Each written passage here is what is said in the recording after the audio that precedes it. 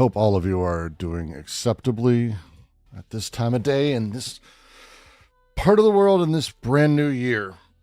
We are not going to be doing our normal AO reading today. Just mentioning. We are taking a week or two off as I try to figure out what the fuck I want to be doing with our next AO reading. For those who missed it, we finished last week, which was wild. It's wild. We finished our third reading of Anti-Oedipus exactly as 2026 hit, which is not a thing that we usually get to happen. So I'm taking a week or two off, going to relax a little bit. I've got a little bit of figuring out to do, exactly as like what the fuck we're actually doing next. But doesn't mean we can't do stuff about Anti-Oedipus during this time. You just got an ad for a Jordan Peterson course. Thank you, Jade. Thank you, Jordan, for paying for the 1/10 of 1 cent that goes towards me.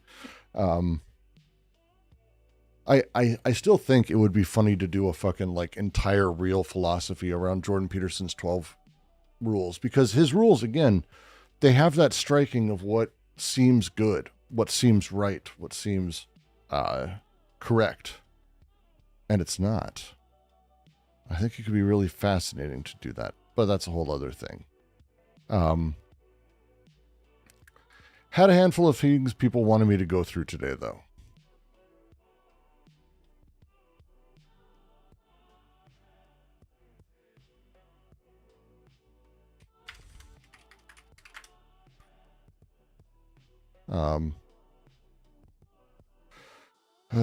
Maps of Meaning reading group, you fucking people wish. You people wish.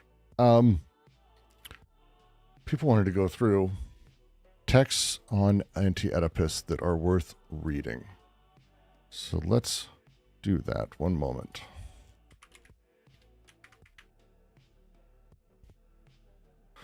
Let's do that. We'll set that up.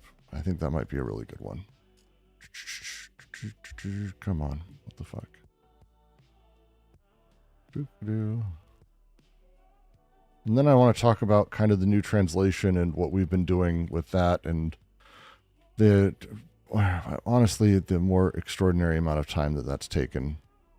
And it's been a bit frustrating, to say the least. It's been frustrating, but it is what it is. Where is... how did I want to set this up today? All right. One second. I just got spammed from an account. I think a friend of mine's account on Steam just got hacked, who's been a very long time user.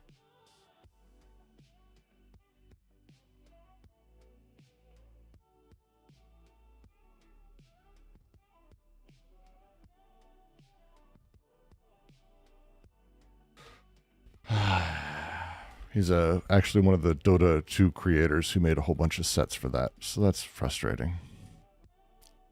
Frustrating. Poor guy. All right. So let's see. Let's go over to... which screen should I do this on? Let's see. Let's go to...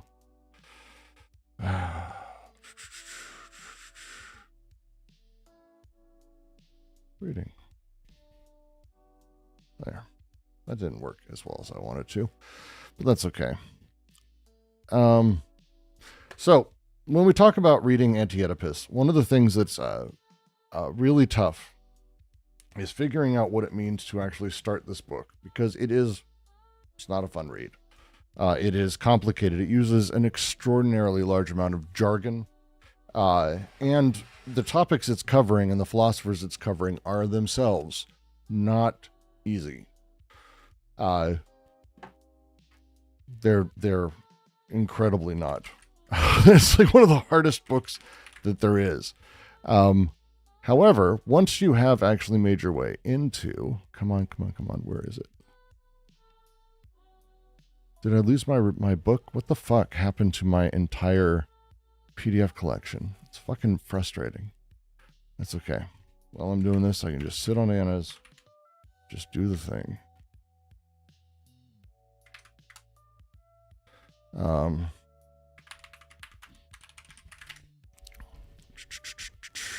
Just 1 second, everyone. I know I should have been more prepared for this, but I was not. So that's the way it works sometimes.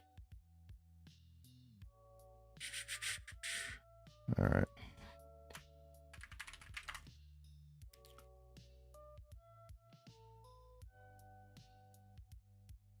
There, that one. And frustrating. So frustrating. It's okay. I'll deal with that another time. Why is this not showing up? This is amazing. I lost like a bunch of my PDFs and I don't know why they're not there anymore. So just give me 2 seconds to figure this out. Jackson's been helping with you. No. Taylor doesn't come into the QC anymore.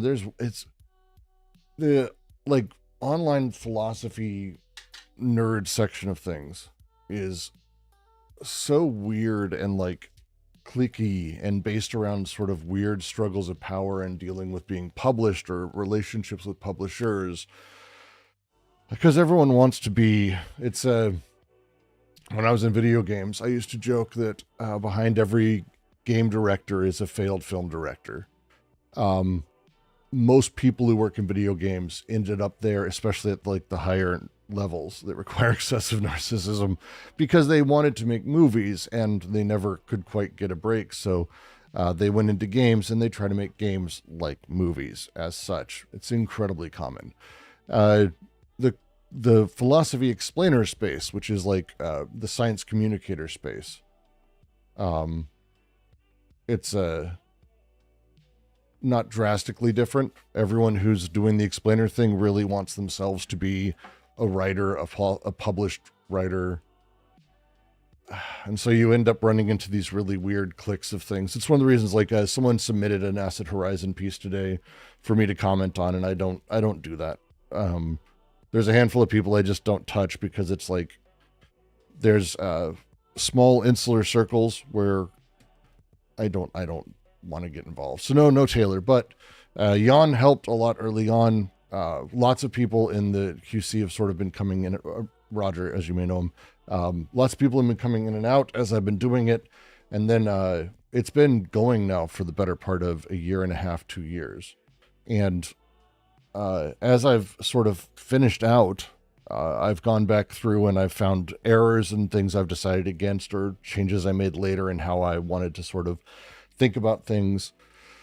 And so you end up, for me, it's about making like a hyper literal translation, which is not really for everyone, to just say the least.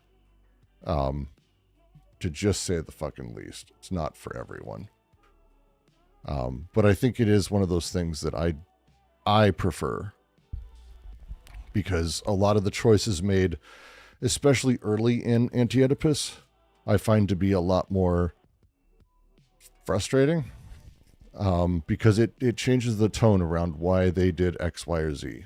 And actually, you know what? Let's go over a couple of those examples. Because this first paragraph of Anti-Oedipus, let me bring up Pure Ref. That should pop up immediately into screen. No, discard it. Discard, let's go, come on. Boom.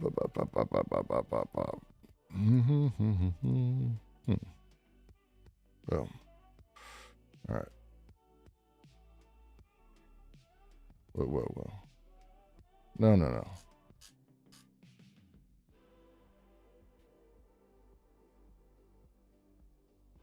What is wrong with you? Stupid thing. Fine. All right. Let's see. Worst preface ever. Worst intro ever. And then the book. All right. All right. As you're reading AO, one of the things that is tough to sort of parse is the way that they use very particular terminology, because in the French or in the English, you find a lot of differences in between everything. Do I recommend Acid Horizon? Sure, I don't care. Acid Horizon's done some interesting stuff. They have a lot of more loose commentary, and they're much more of it's a content mill, making sure that things get out when they get out. It's a different setup than what we do here. And I don't really care for some of the ways they've gone about a handful of things. Again, everyone's got their own opinions on this stuff, to say the least.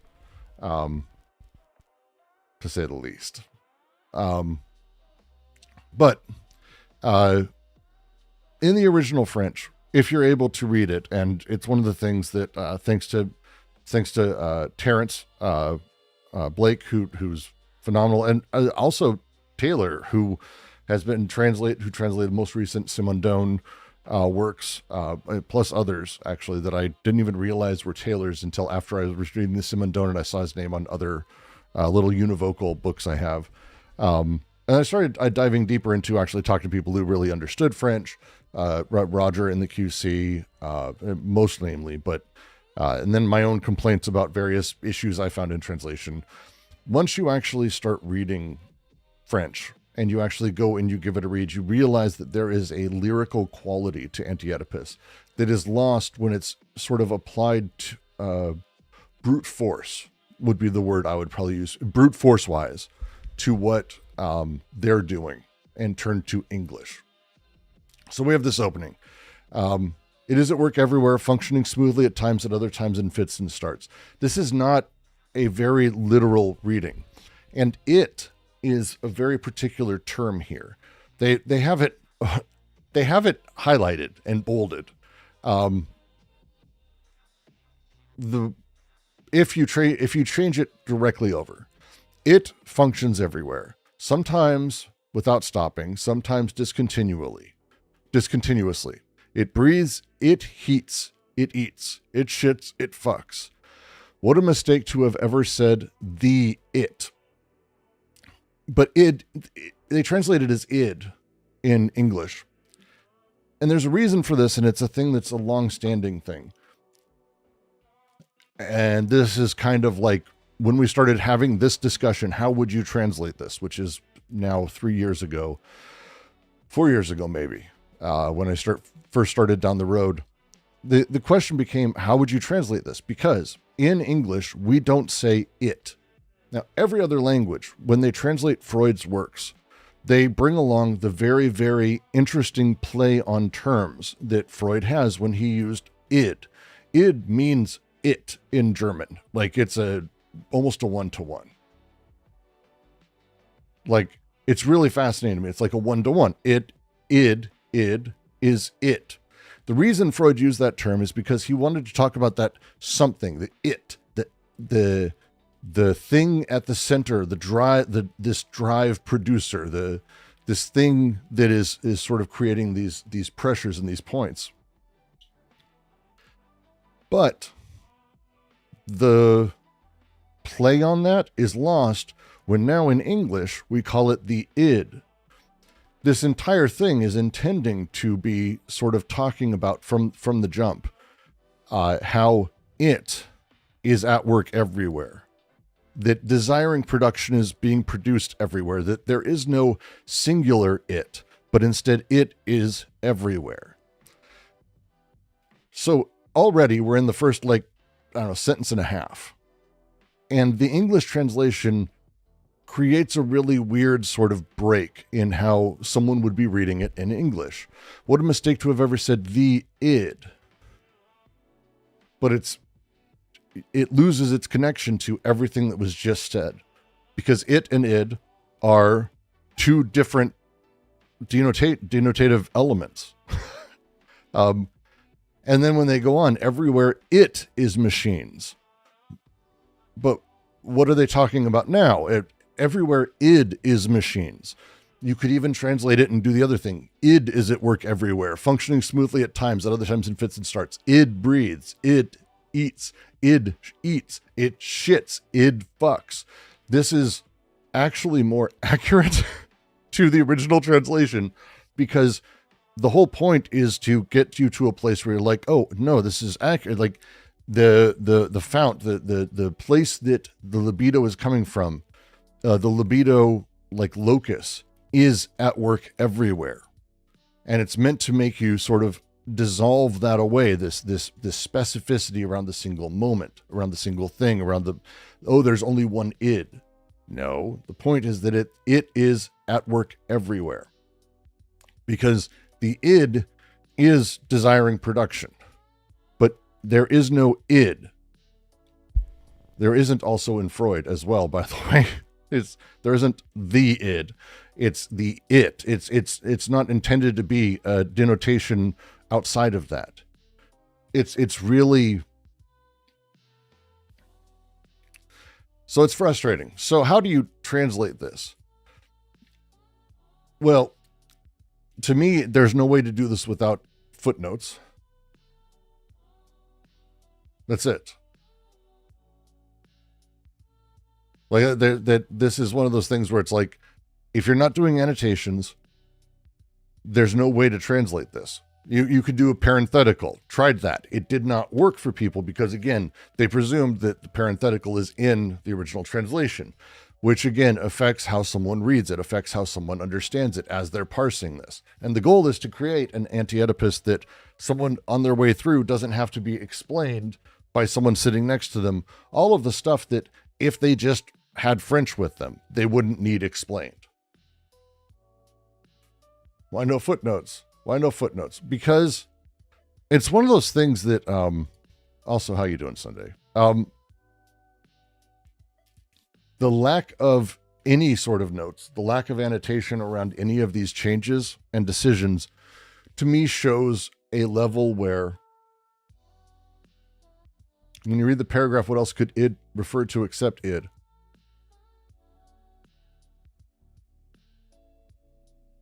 What?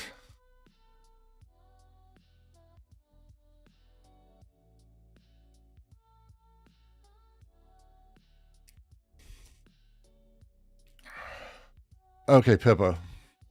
Let me try explaining it slightly differently. It and id are fundamentally separate things. They are not the same word, to someone who is coming to this especially. So, why do they suddenly say id? Everywhere it is machines, real ones, not figurative ones. This is not how people understand this.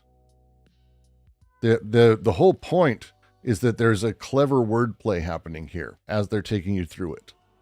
The whole point is that it everywhere it is machines. So they can make their translation into the next bit where they start shifting what the id is. It either refers to mistake, unlikely, or the id.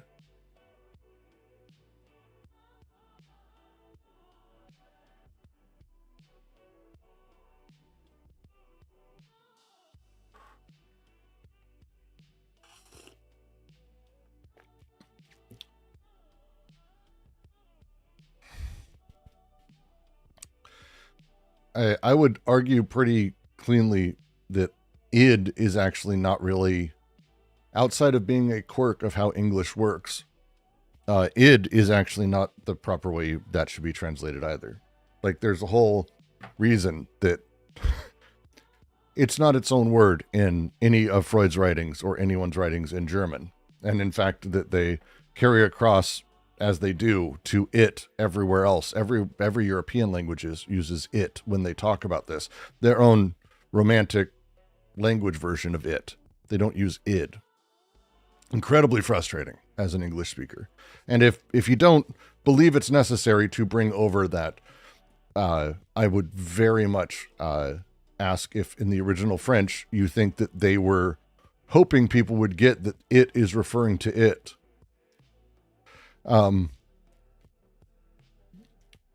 This first paragraph makes that transition.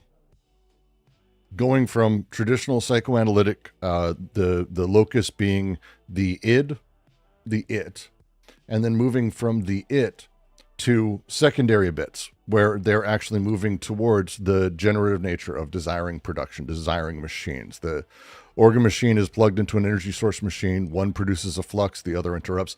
This tends to be the push. But again, Slight differences. Everywhere it is machines. Not actually everywhere there are machines. It is actually not in the original. The original French is fucked up here. The original French is extremely fucked up here. Because they're not saying everywhere it is machines, real ones, not figurative ones. The it that is in italics is actually not in that piece. Let me bring up the PDF. 2 seconds. One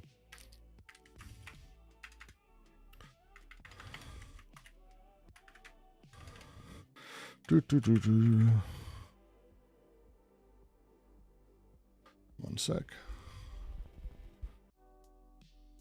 Come on, load up. Come on. Motherfucker, come on. Boop, boop, boop, boop, boop, boop, boop. Ba, ba, ba, ba, ba, ba, ba. One moment.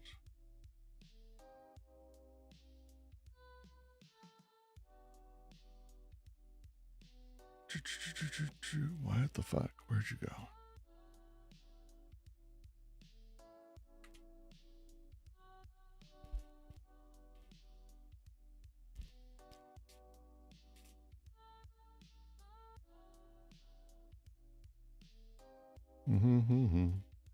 Does not copyright for me. That's okay.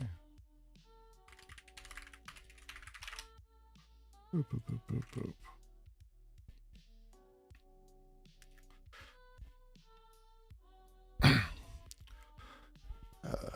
It is at work everywhere, sometimes continuously, sometimes intermittently. It breathes, it heats, it eats, it shits, it fucks. What a mistake to have said it. Not even the it. You could add that emphasis, but again, that emphasis is not in the French. It's very frustrating. That emphasis is not in the French. Adding emphasis, adding these things fundamentally changes the signification of the sentence and how it sort of structures as they're building one sentence into another.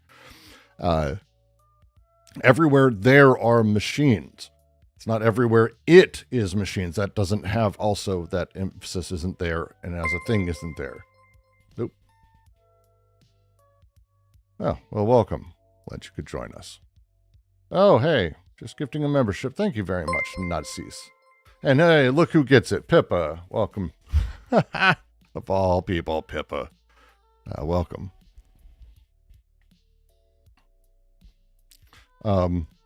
Is the only person machine to repeat? No, definitely not. This is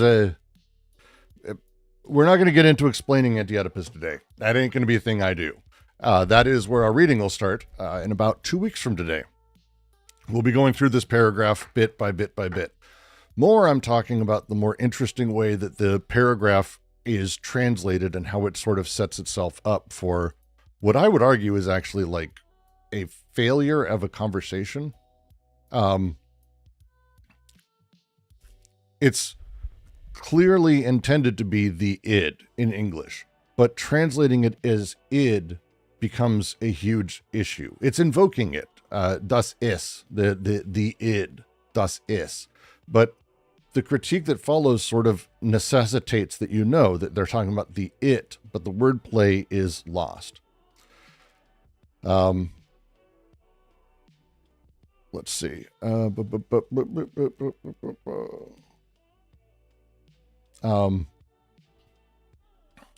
the phrase, just to go through the French. So the sentence there is, what a mistake to have said the it, quelle erreur d'avoir dit le ça. It's le ça is like the French article being played with the German term, because again, in German, Freud didn't say le ça, obviously. It's not the setup here. The English standardized it as its own denotative element, the id. And there's an incredibly important thing within Deleuze, especially with the word it. Logic of Sense, he goes into this. He actually gave talks on it. the way that the word it functions is that people are able to sort of apply it in a lot of different ways. He goes out of his way to make this point because the whole point of Freud for him is that the art, the way that this function of grammar operates, is able to be seen as this center, the spirit of a thing, that element, a thing that has properties. And so when they're making this move, they're really quickly attacking the fundamental mistake psychoanalysis does by converting this machinic process into a singular structure, by taking the flux and turning it into something that is a personified singular element. The whole point that they sort of are saying, and they do this throughout, is they don't really ever say le ça, the it, right? But instead there is only the function, c'est fonction, as a thing. They go on, and again in the original French, I'm just going to copy and paste the original French here. I'll put it in chat. That'll be fine probably, so you can hear how terrible I pronounce things. Pour tous ce sont des machines, pas du toi.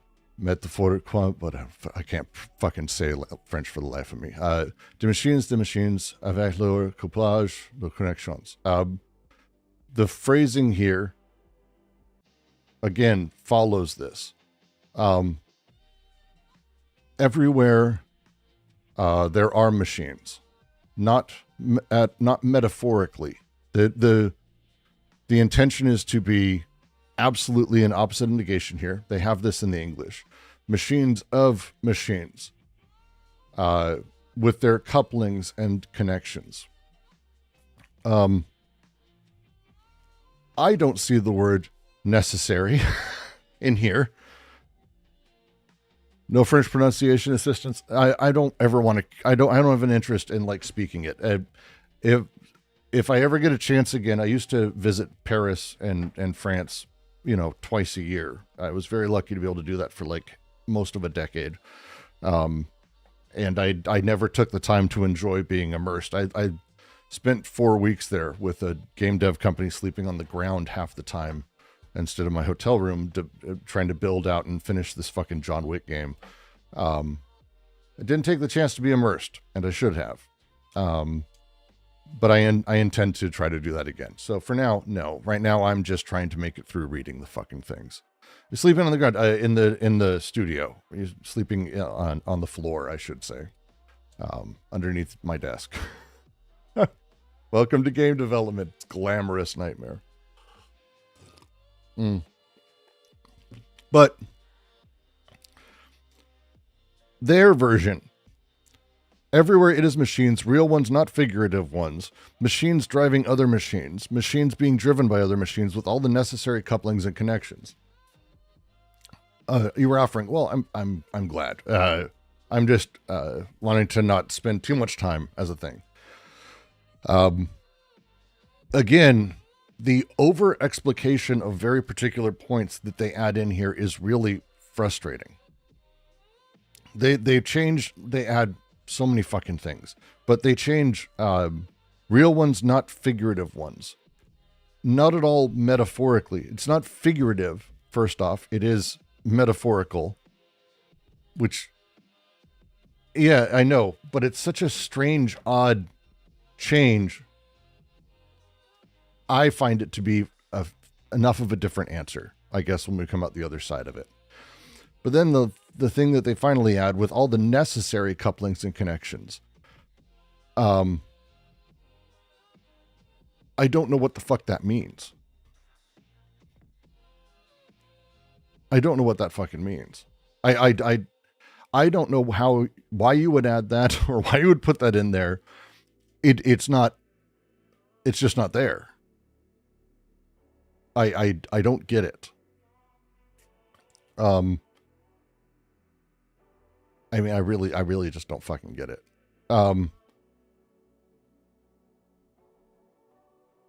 Organ machine. Organ machine. Sorry.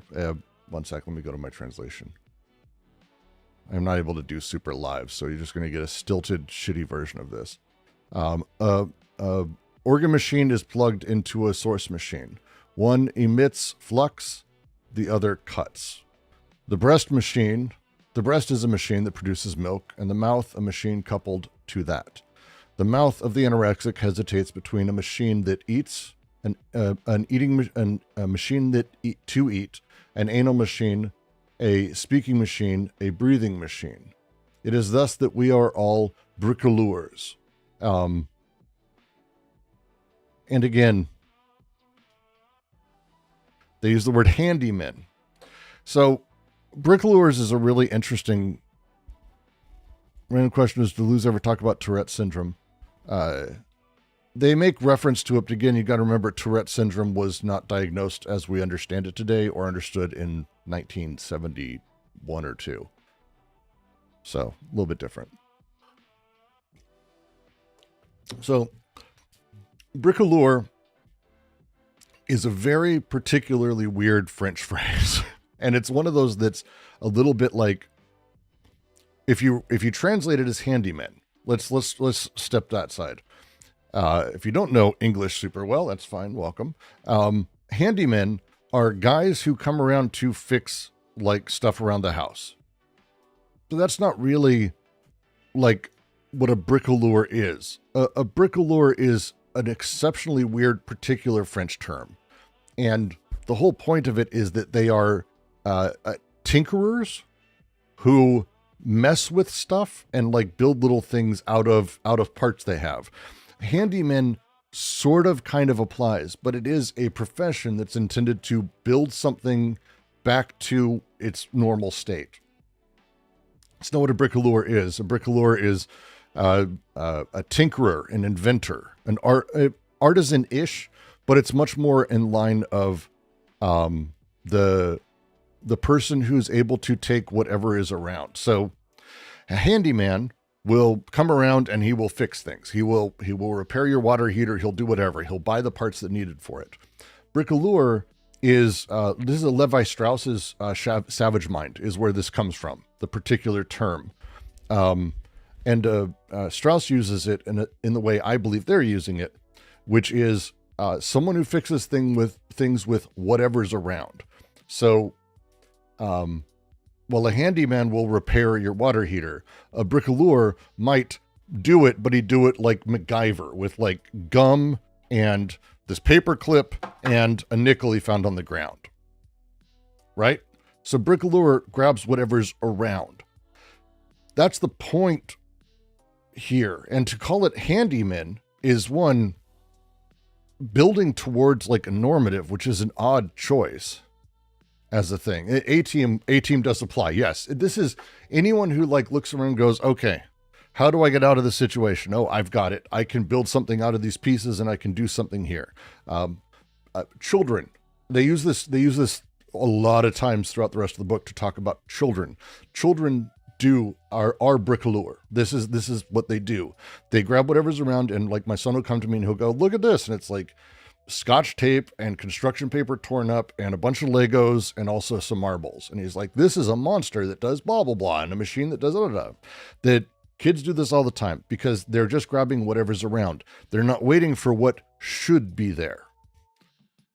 Desiring machines don't have a should be, right? That's not the setup. People don't have a should be. Instead, what they are is they're making do with whatever pieces are around, whatever part objects that are there.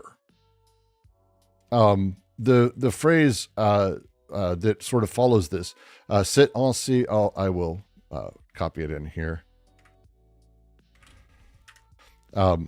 C'est ainsi qu'on est tout bricoleur, chacun ses petites machines. There's a second half to the sentence, and the phrasing they use is, we are all handyman, each with his little machines.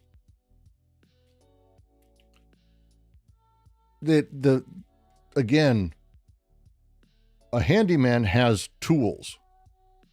A tinkerer has little machines like you would see in like a tinkerer's shop in a movie, right? Like Geppetto's thing.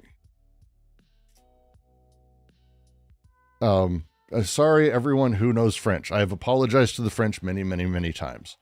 It could be worse. You should hear me do my fucking trying to, because I'm English. Because I speak English, convenient Estelle. That is how this works. Chacken. How's chacken sound better? Cest and C quone is too brickalure. Chacken says petits machines. There you go, Estelle. Made it better for you, I'm sure. The more the point.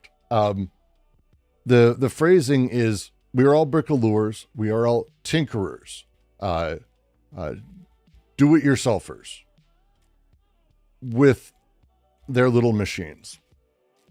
A handyman with machines is a different set of machines. Much better. Glad you think so, Mark. I'm gonna do it in that accent from here out. I'm gonna do it in my southern accent from here out. Really, what they're doing though, when they say Chacken sets petites machines, they're actually focusing on distribution. Each person, their own machines, not sharing the same machines or the standard arrangement of those machines. Petites tends to be almost affectionate with being diminutive. So they wouldn't say like with their tiny machines. No, it's and translating it with little is okay, but again, missing a little bit of thing that it petites is intended to be like, because they are little, right? But they're personal. Oh, these are just my little statues. That's like the tone that you would expect. These are my little machines. Like there's a little bit of affection with it, right? Yeah, adorable. It's intended to be like a little bit of that. And so, again, the goal here is for them very early on, and this first paragraph is fascinating to me. It's not miniature. That's why it's like it's weird as they translate it and they do it and they miss, I think, the tonality. Each with his little machines. Again, they miss the tonality of it's not miniature. It's adorably small. Or if I had a little tiny doll, my daughter has a little tiny dollhouse thing that like it closes on itself. Kids have weird toys, and it's like it's the littlest, cutest, most adorable thing. That's like the idea. It's a little bit of an edge to it.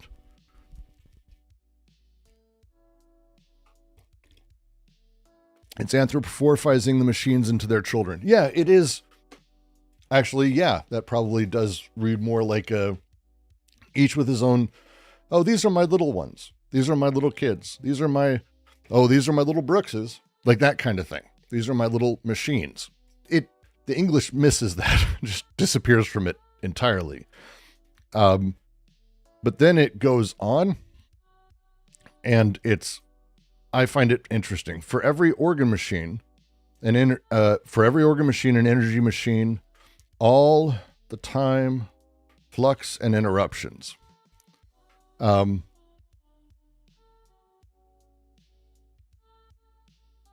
again, this is one of those things that's like the long-standing things that frustrate me.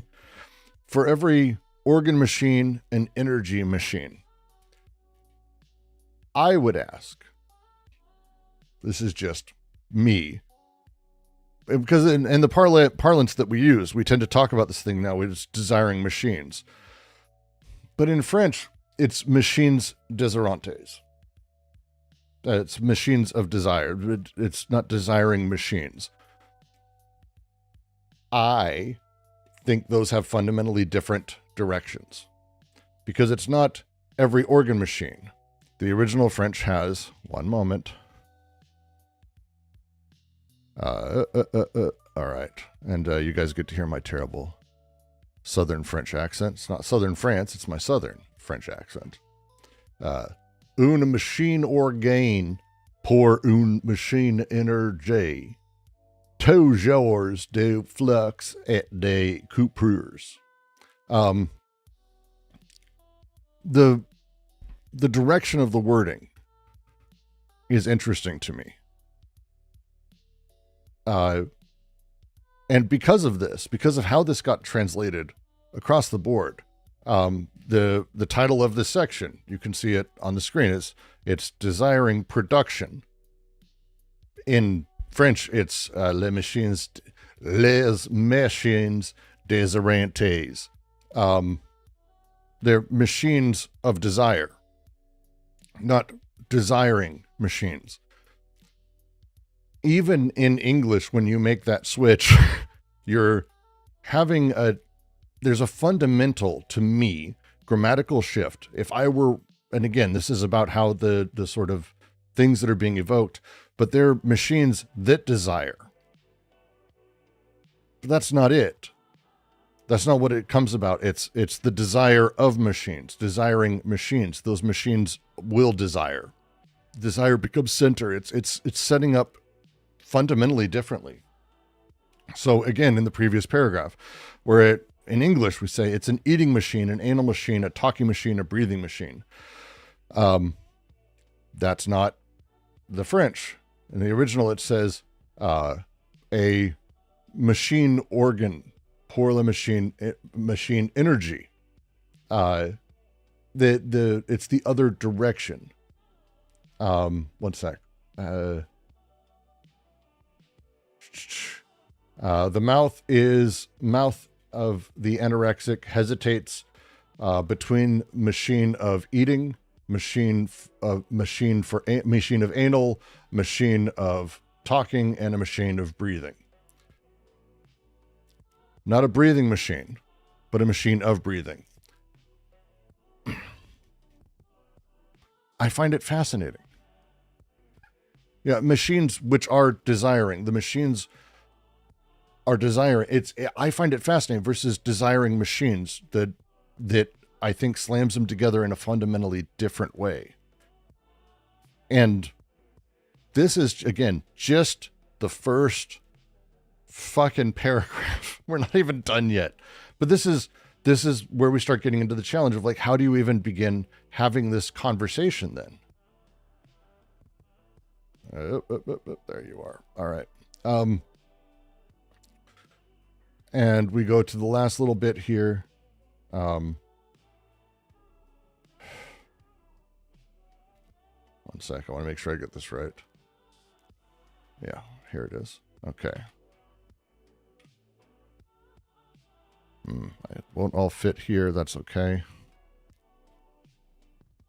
I'm going to do it quickly, back to back. There.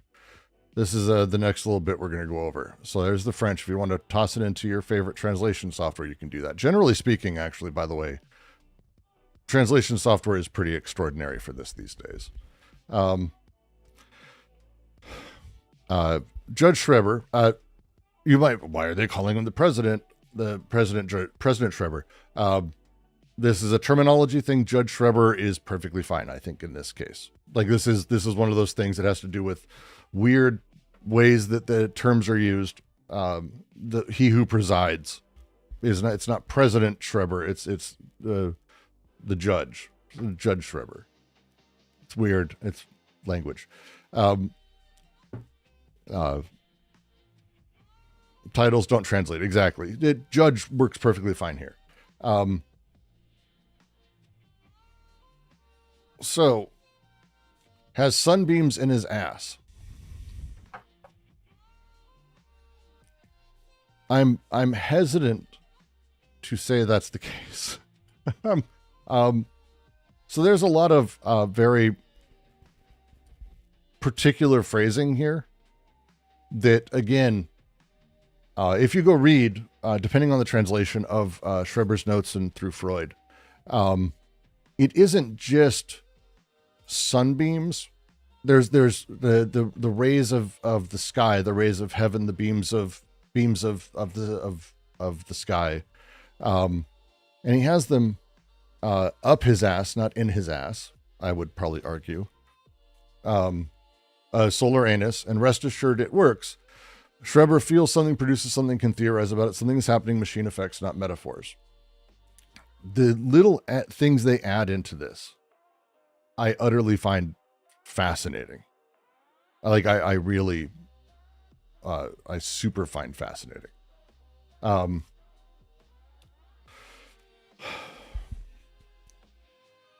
Judge Schreber has sunbeams in his ass, a solar anus, and rest assured that it works. One, bad English writing. Just bad English writing. Judge Schreber has sunbeams in his ass, a solar anus, and rest assured that it works. The solar anus works. Rest assured that it works. Again, they're making very particular phrases as they make their steps through this that is just frustrating as a thing. But when they translate it as just sunbeams, there is a thing that becomes missing from Schreber's case that, again, until you read, and they've written about Schreber elsewhere. Schreber's not only talked about by, I think, both of them actually here. They've both given seminars. Guattari actually wrote about this elsewhere. But as you go through the book as well, you see kind of their point. It's not just sunbeams. They're trying to preserve this, like, theological quality to it. So when you just say sunbeams in his ass, we hear it as that. That's a very English American phrasing. Right? Pippa, oh, you guys are having another conversation. Desire machine does not make sense. The problem is the words mean different things than the norm. Yeah, it's, again, this is fascinating. I find it fascinating. I find these changes to be just utterly fascinating. By losing the sort of theological quality to this, right?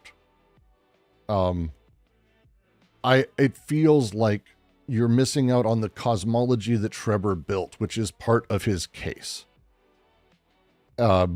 It's actually built into all of his case. It's one of the really important sort of parts of it, but especially in Anti-Oedipus, as they're sort of going through this, these are God's rays. These are not really the sun's rays. This is not making like a singular reference to the solar anus of someone else's thing, but it's actually the rays of God. These are spiritual material forces that are able to communicate, that create miracles through him, that transformed bodies, including his own. And so when it says like, Dan's let cool, they're being especially vulgar. Like this is within his ass, up his ass. The whole point is to really be talking about this point of shame that we all share, the anus as a thing of shame, of hiding. Traditional psychoanalytics treats the anus as being the point of singular control. It's how we control shit, and shit is money and self-control. It's a position of control and shame, all of that. So missing this feels odd, because the whole point for me, for Schreber, and for this sentence, when I read it in the French, and I, again, feel free to tell me to fuck off. That's great. The whole point is that Schreber is experiencing something that is holy in the least holy place. Like, it's not sunbeams in his ass. It is the beams of heaven in his ass. It's intended to be that juxtaposition. It's playing differently. This is the celestial versus the anus, I guess I would say, probably. I probably would say that. And then they say, and I have, again, if you're following along, enjoy this, everyone who is angry about the earlier way I pronounce stuff. Et soyez, sirs, que ça marche. Le President Schreber sent quelque chose, produit quelque chose, it put in faire la theorie. And rest assured, like this is, it's the way they translate it. And rest assured that it works. Judge Schreber feels something produces something and is capable of explaining the process theoretically.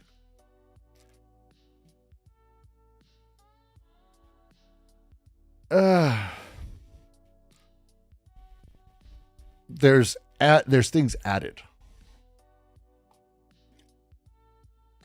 Quelque chose. Such a beautiful language, them French. They really know what they're doing. Now I'll have a glass of the Chablis and some escargot.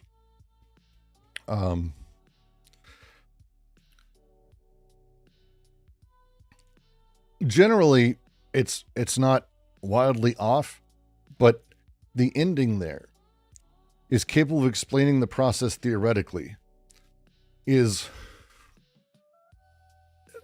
Again, accurate enough, but their language, as I read it instead, is more theorizes about it and can theorize about it. He's capable of constructing a theory about it.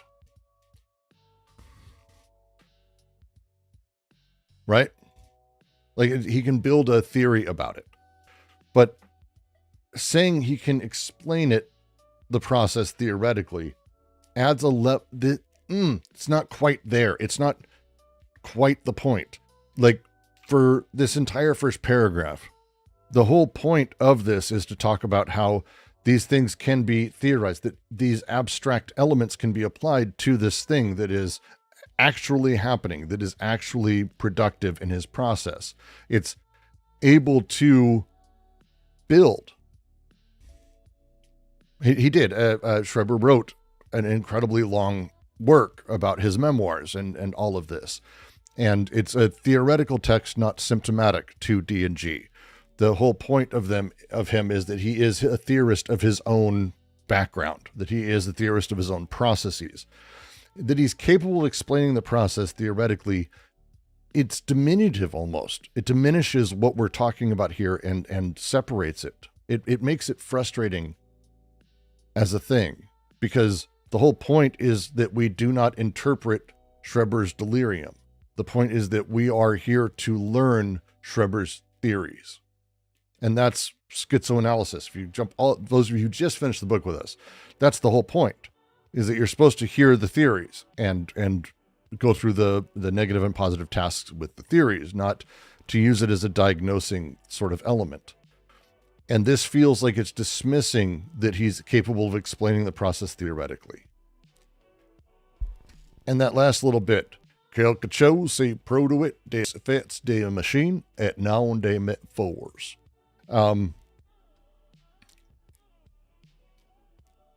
Something is produced, effects of a machine, not mere metaphors.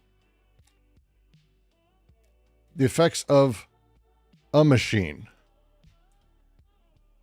So again, yes, I'm being a pedant here, but like, you're talking about something. This is a very, very different intention. Something is happening. I would say it's des effets de machine is something more that's machinic effects, not metaphors. Not mere metaphors is a weird. Mere is adding. Yeah, exactly. It's still not mere metaphors. No, it's the other kind of metaphors. No, it's actually in French very particular. Machinic effects, not metaphors. That's something has produced the effects of a machine. Also, the effects of a machine. No, because it's not the effects of a machine. It's machine effects. This is the first fucking paragraph of the book. Okay. And here I am, and I literally, there's a stream. If you go way back, you can see the first time we started really going over this, and I started writing down what I was doing and how I was doing it, and how we were going to do it and all this. And I was just like, this is fucking ridiculous. This is one of the most insane. Like, this is just the first paragraph, and it continues. And the changes that they make are so weird, and the emphasis they're playing so huge, that it kind of becomes itself how do you even consider Like, it's not just a different translation. It's like they did not do a literal translation. They really didn't. And it starts becoming, to me, more of a frustrating, larger thing here.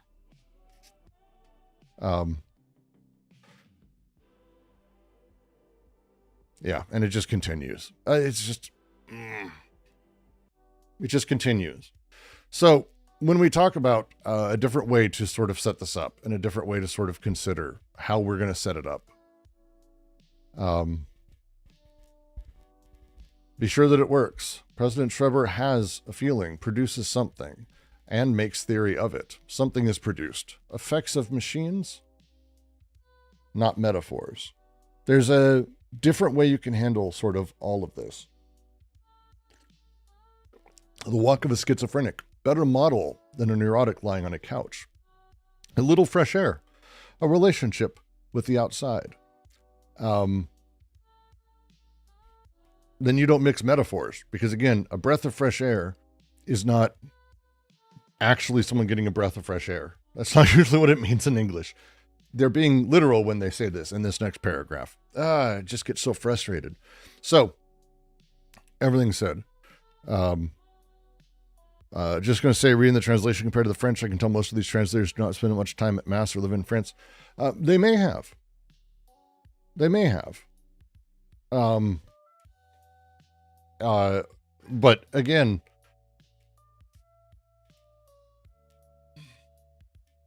yeah, they probably didn't. Like, it's you're not alone. A lot of people, all the way through have been like, and then there's fundamental changes, like the one that Terrence Blake went through, and actually might be really interesting for us to talk about, which is flux and flow. Roger and I've had this thing where I've been trying to figure out why the translators, publication of the book's translation. Well, I've got a lot of work. It's been 2.5 years, and it's going to continue. So sometime in the next decade, maybe. And then I have to get the rights to publish it, but there might be a free version floating around, just like Smith has his translation of the Fold, which is like art. It's so well done. I'm too far up my own ass to ever release a thing. And mostly the translation is really just for myself, so that way I can make sure as I'm reading it, especially during this next bit, when we do the 4th reading of Anti-Oedipus, that I have it up, because the English version just breaks things. Flux and Flow is the one that, if you've been watching the channel for a while, or if you've been joining our readings, you know I've got just a hair up my ass about, and have for a long time. Specifically, the way that the book translates flux, F-L-U-X, and couler, which means, water that flows. You might say, for example, a flux is a rapid change, or it's about the change in the flow itself. So let's say we have a toilet. This is just the easiest way to talk about it without being extremely crude. Still have to be a bit crude. The toilet overflows. Water flows over the edges, and it's happening slowly, and water's just flowing over. Water flows, couler. This is water's flowing out of the toilet. If, for example, instead you had an explosion and it shot up, you would not say that, oh, look, water's flowing out of the toilet. You'd be like, no, it's a sufflux or afflux of water, depending on things. Because flux is emphasis on the change or the turbulence of it itself.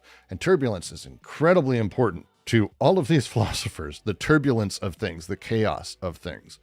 That push that is happening there. There's a reason that Deleuze and Guattari use flux or couler at very particular times. When they talk about, and they do, the flow of elements within an economy, the flow of capital as it circulates, is different than the flux of capital. And they use these terms very specifically. Very specifically, they use flux. In English, all the versions of flux that exist in the book in French got translated as flow, except for like 5, I think 5. And then Kool-Aid got translated also as flow, but half the time also got translated as flux. I don't know, like it's fundamentally broken. But underneath it, this fucks up everyone's understanding of things, because immediately there's a handful of things. And Terrence really handles this really well on his blog. Here, I'll link to it. One sec. I will link to it. And I appreciate Terrence because he credits Jan and I, which is great.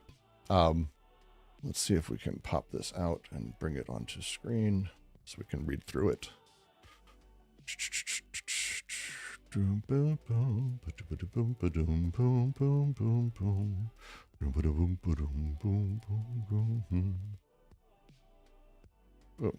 And then boop, boop, boom. There you are. All right, let's zoom you in nice and big. Get those texts nice and large. So if you don't know Terrence, Terrence is a fascinating cat. And when I say fascinating cat, I mean it.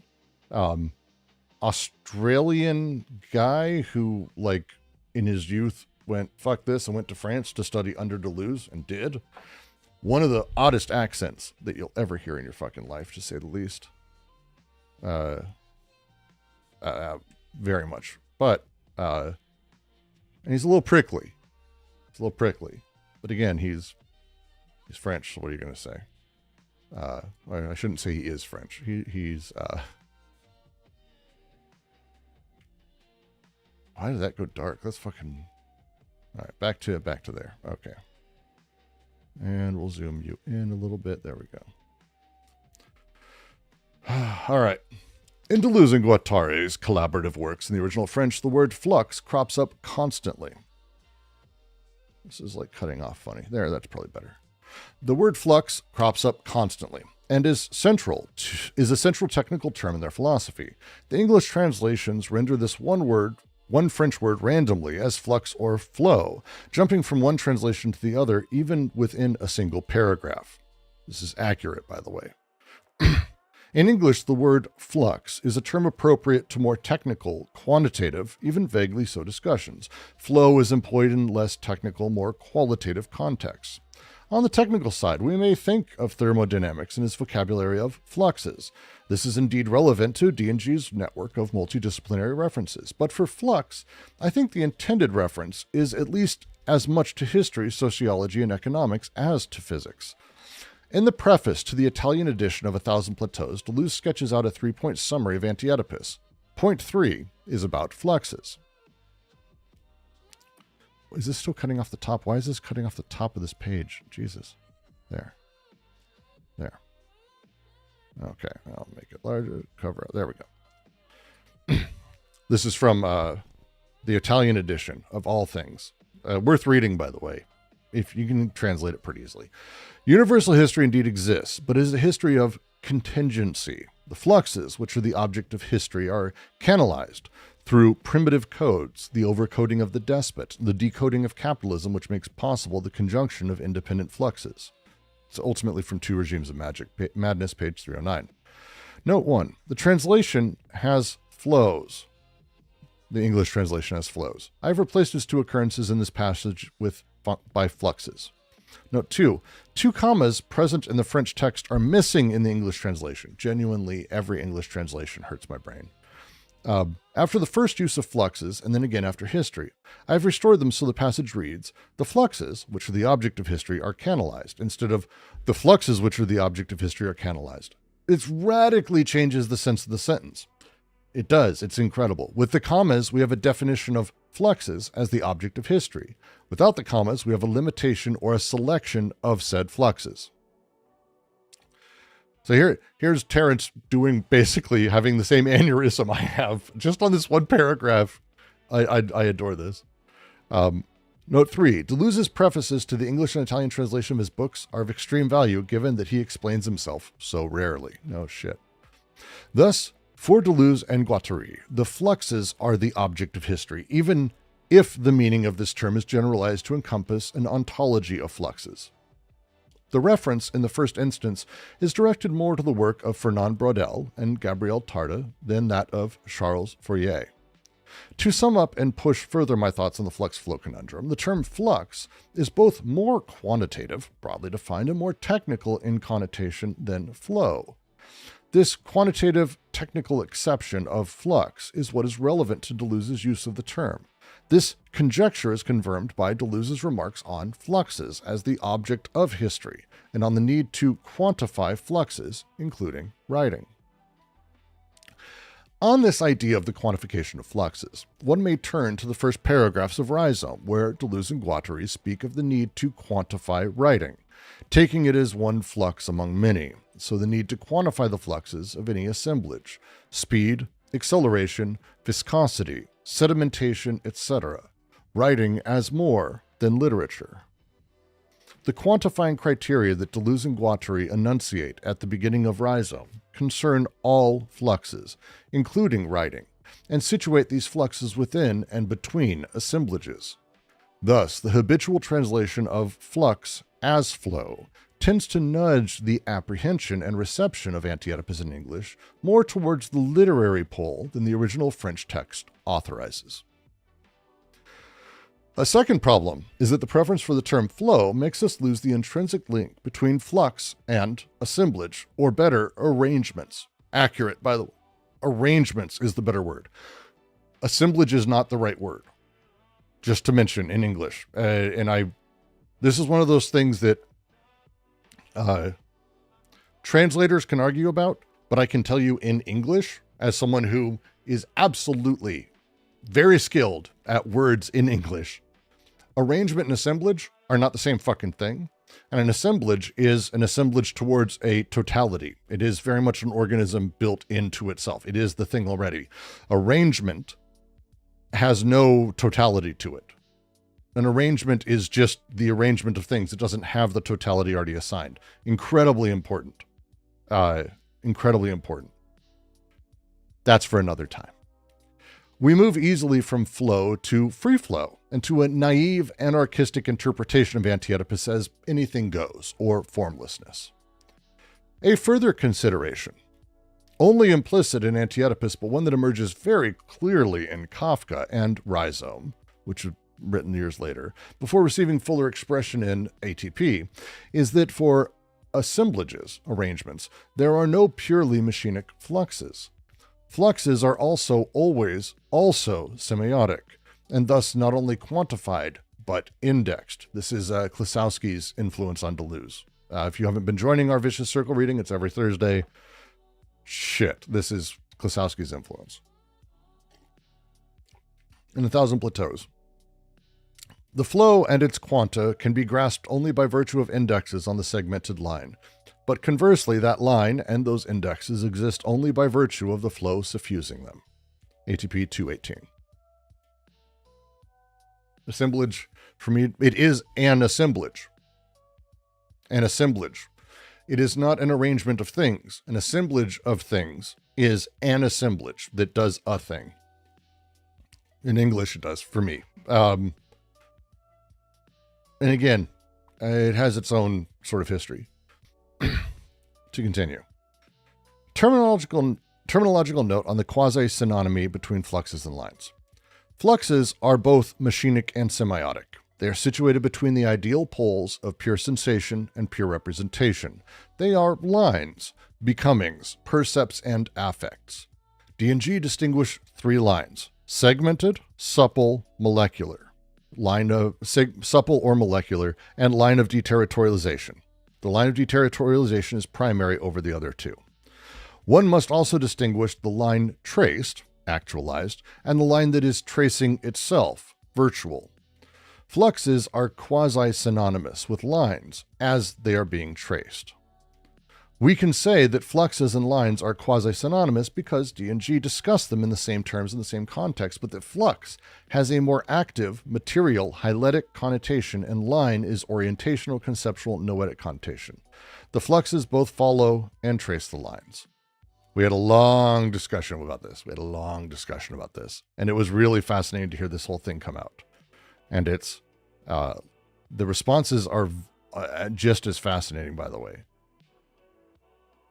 Like, Terrence's little weird circle of people is fucking crazy. This, like, if you ever get a chance, Agent Swarm, worth going into. He's got a whole bunch of writings. Most of them he's written in French. You can find in English pretty easily. And he touches into a whole bunch of thinkers that, if you're wondering, oh, I finished my reading of Anti-Oedipus, what can I go do? Go to his site and just poke around a little bit. Find the things where he takes on the object-oriented crowd a lot. His ontology making us stupid. He is not a fan of object-oriented ontology, which I appreciate the shit out of. Most of these are that. But Terrence is great. Really fascinating, solid readings. He was with us for a long time in the QC with Logic of Sense, and then bounced, which happens. So that's just flux and flow. Arrangements or assemblages, which again gets translated in dozens of different ways in Anti-Oedipus, which is really frustrating on its own as a thing. Ugh. So this is again, before we even get to the second paragraph here, this is just the stuff right at the beginning that you have to take into consideration when you're talking about how this works and how this sets up as a thing. Four Flame says, makes no sense to me in anything I've read so far. Any suggestions on the best people to be confused by? No. There's a lot of issues with it. If you're going to read it, Harmon's probably going to be the person who can explain it the best. There are some fundamental problems with it. Again, Terrence, who does a far better job than me on a lot of this, would be great to sort of read and take on. And I post a link, if you head up a little bit, I post a link to Terrence's. It's over there in the chat. You can head over and he will tell you where to read and what not to read. And again, the stuff he's critiquing would be the stuff to read. And then you can also get the critique. What I missed, it just arrived. We're discussing Anti-Oedipus. So, why do I talk about all this? Next week, I'm also taking off. I'm going to be doing another mini stream again here. I don't want to lose the position. I really like having this 2 hours, and it's going to be the same 2 hours as we move into the week after, where I open up and we start Anti-Oedipus. It's going to be a different sort of setup, though, I think this time around. The goal for me is actually going to be using the reading to figure out how to annotate, because that's the second half of what I think is important within kind of all of this. For those who haven't seen it, I have a first blush as I'm sort of coding with and fucking with the translation. Just getting up the first bit. The goal of the annotated Anti-Oedipus is not only shifting the translation and rebuilding it, but also having kind of consistently what we need to have in there as explanatory things. Right? So as we sort of go in and it's like, okay, it functions everywhere. Maybe I can bring up the page here and actually show it. For those who don't want to.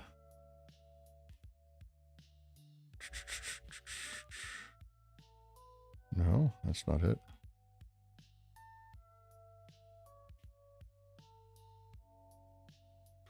Oh, there you are. Now let's pop you open. Good. Okay. So I don't know why it's weird. My screens are doing this. That's okay. That's right. I can zoom in a little bit.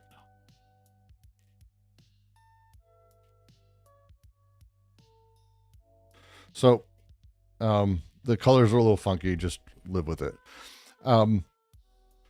So the idea being that as you go through, every sentence in AO ultimately does need some level, like a lot of sentences, need some level of annotation. Why this change was made, explaining this thing. So for example, it breathes, it heats, it eats, it shits, it fucks. What mistake to have ever said the it. And again, lowercase, it, but annotation. Freudian concept id is being referred to here. In most languages, id are interchangeable, as the original purpose was given the proper noun of id to denote the it, the singular it, the aboriginal it. However, the authors went out of their way to deprivilege this instance, creating a play on the word id, it. There you go. An organ machine is connected with a source machine. One emits a flux. Now you see throughout the text, the word flow is not used often. In the original text, flux is used particularly by the authors. You can see our post on this shift to understand more. Basically just going through and actually having, what is the language here, explaining the sentence, where are people getting stuck as we read? Because that's probably been one of the things that's been very most interesting. Because we tend to have, there's like 3 types of people who end up somehow dealing with Anti-Oedipus in some capacity. People who've read it enough, or who really know D&G, who have joined our readings to refine, maybe, to challenge themselves, to find someone who does challenge them. There have been a handful of people, you can recognize them like that. Second, who come to AO after being deep in other philosophers. I came to AO through Lacan, Zizek, and a handful of others. Some people come into it sort of a traditional philosophical backing.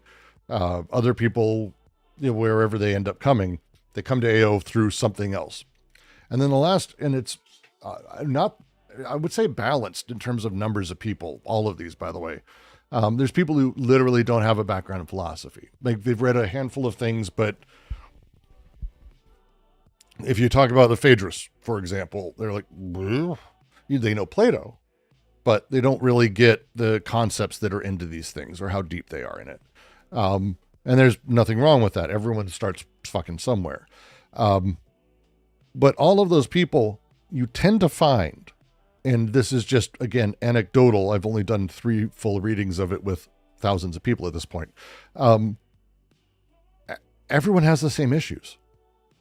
There are some places that people will generally like, oh, I don't get that. Oh, and it's like, they're very stochastic, quick little things. Can you explain that sentence to me?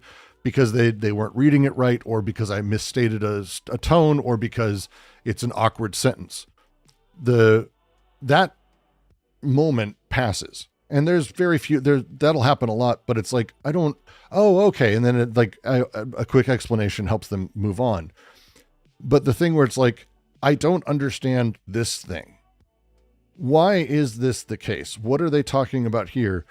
Everyone seems to have the same issues. There are the places, and they're throughout this fucking book. Why is it that they use particular terminology? Why do they set it up in specific ways? Why are they talking about any of these things? And it's really important that certain things be explicated, certain things be built out so that way people can grasp it. And again, we have secondary text on AO. They gave an incredible number of talks on it. They all wrote about it or did interviews afterwards. Chaosophy, for example, is filled with a huge amount of secondary work by both Deleuze and Guattari, going over Anti-Oedipus, because it is a monumental effort. And so they had a lot to say. And with that, we can actually build in annotations throughout the work that is actually able to sort of drive to that next thing. And I think it's pretty awesome, to be perfectly frank. And I think it's pretty exciting. So this is kind of the idea, is this next reading is going to be me taking out for a stroll the new literal translation.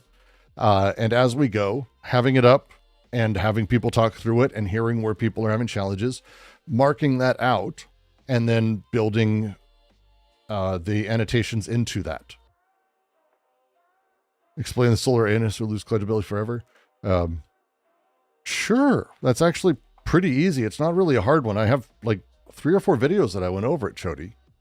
So Judge Schreber, to him, he has the divine rays of God coming out of his ass.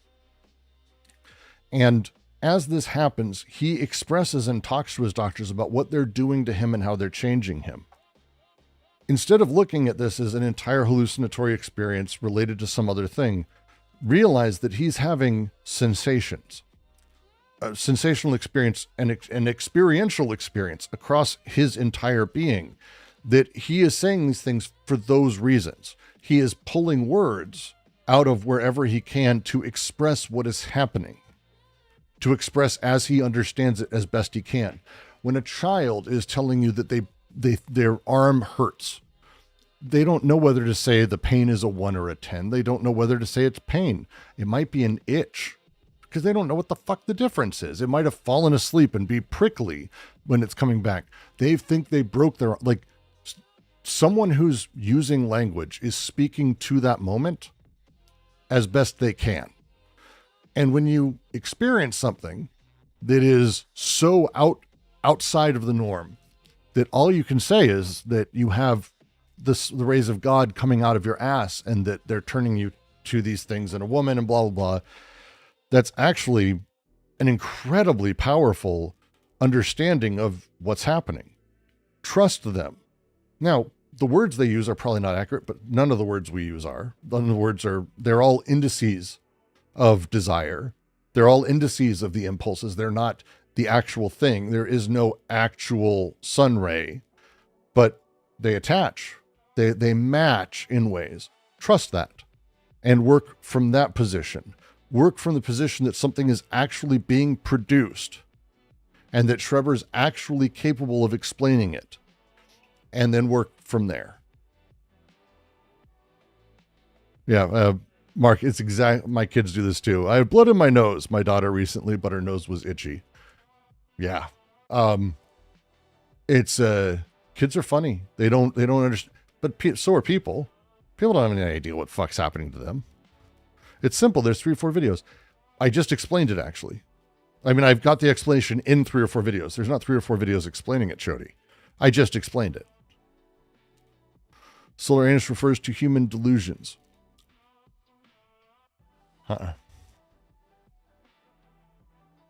Not really. That's they don't do that. They don't do that an analogy thing or referent thing. Not like that. When they say solar anus, they're making a secondary comment, like that it's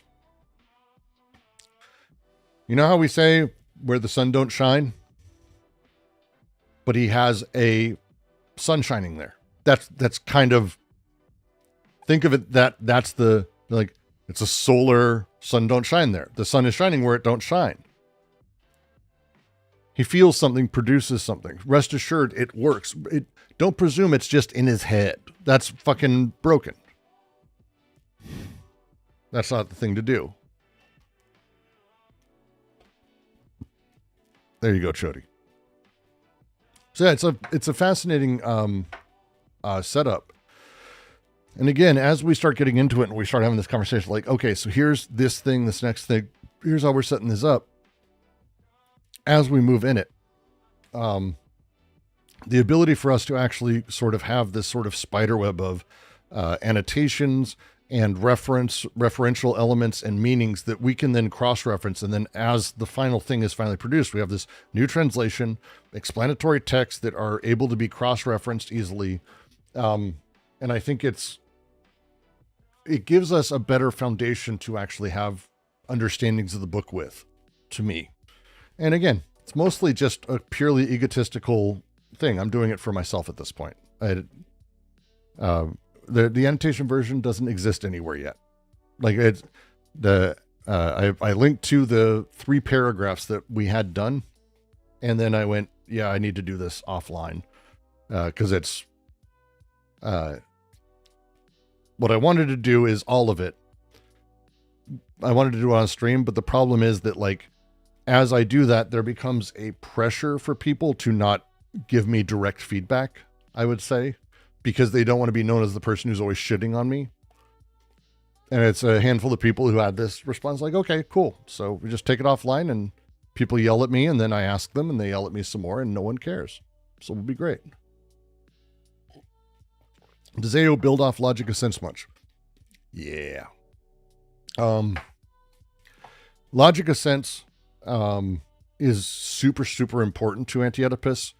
Maybe not in the sense of like you should read it before. Again, and we'll do that in a second. We'll kind of go through it, a handful of books that are worth reading for it. Logic of Sense, Deleuze wrote as a he gave a series of lectures that were turned into the series in Logic of Sense. And he even calls it the series 1, series 2, and not chapter 1 or section 1. And he's doing it as like this meta commentary because to him, it's all about how we turn the series of heterogeneous elements into something that is homogeneous and how this becomes a thing. I actually have an entire set of videos coming out about literacy that I'm hoping to record in the next day or two. This one's become a fucking nightmare. Yeah, this one's become a nightmare.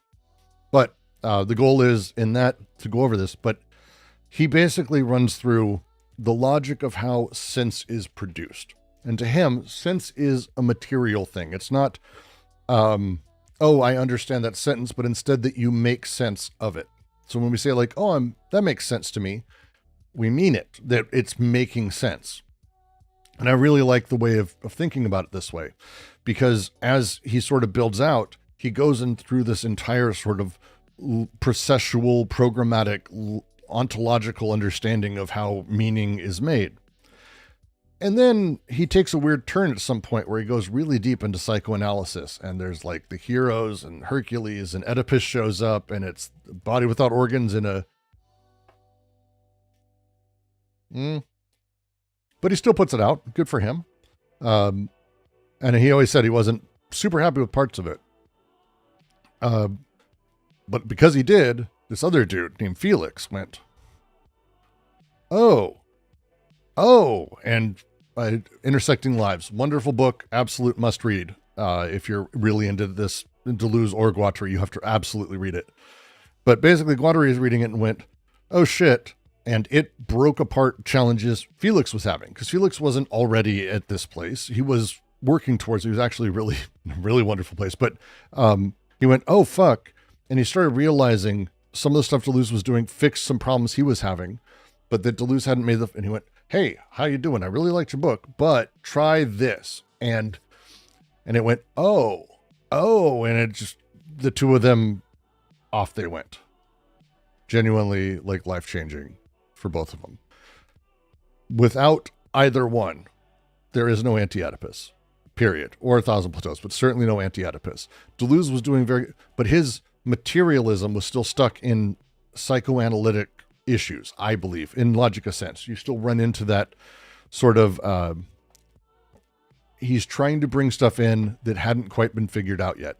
Felix's critique of it, of psychoanalysis, had some issues itself at the time too. They both were sort of, but then really thanks to Klosowski, yeah. I think they were able to get to a really phenomenal place. It's hard for me to even say how wonderful I think Logic of Sense is at large. Even the stuff that I'm like right now talking about, it's informative. And I think, again, seeing how Deleuze thinks and works through those problems helps you understand other things.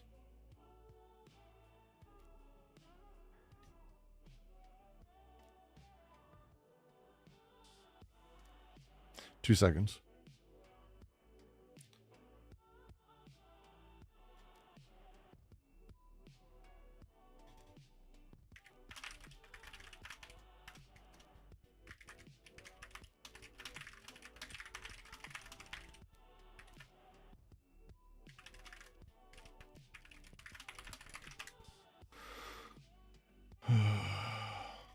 All right.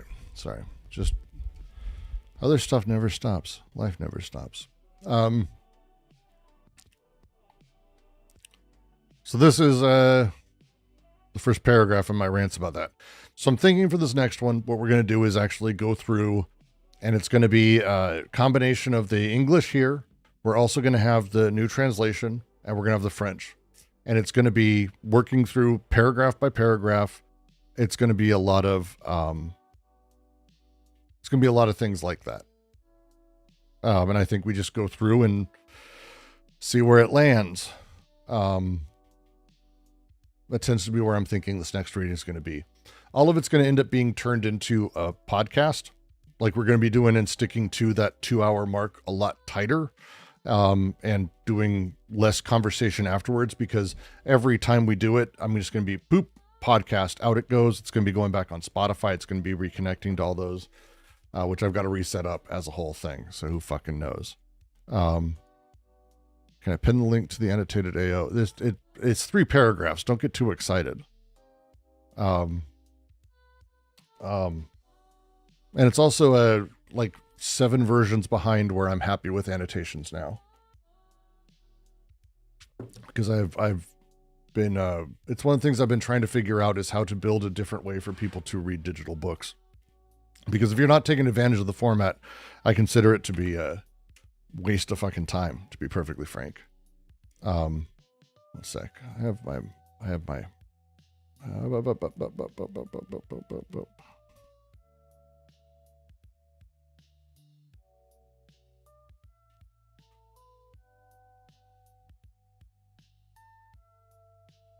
2 seconds. Come on. Just go to the next thing. 1 sec. I just have private repositories. Wait, this is not...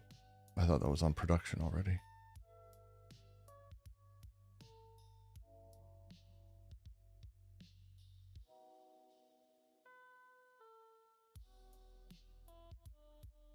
Come on. Jesus Christ. 1 moment.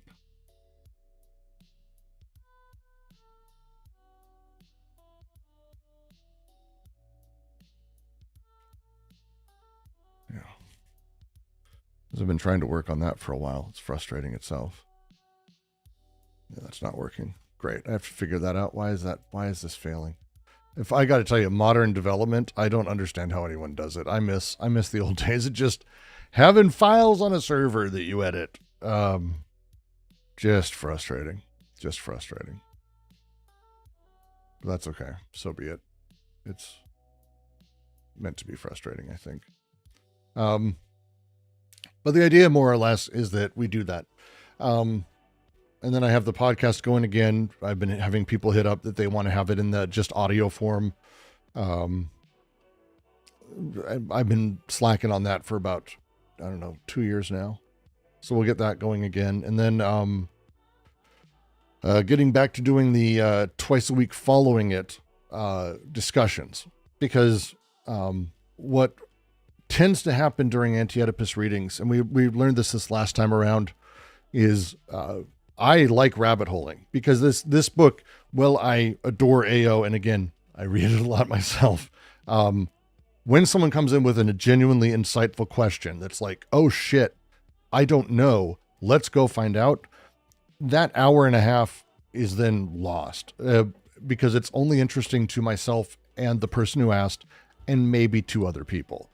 Everyone else is kind of like lost because they don't understand why it's interesting, or they're not at a place where they can really conceptualize where it plugs into the rest of the idea of the book. I get it.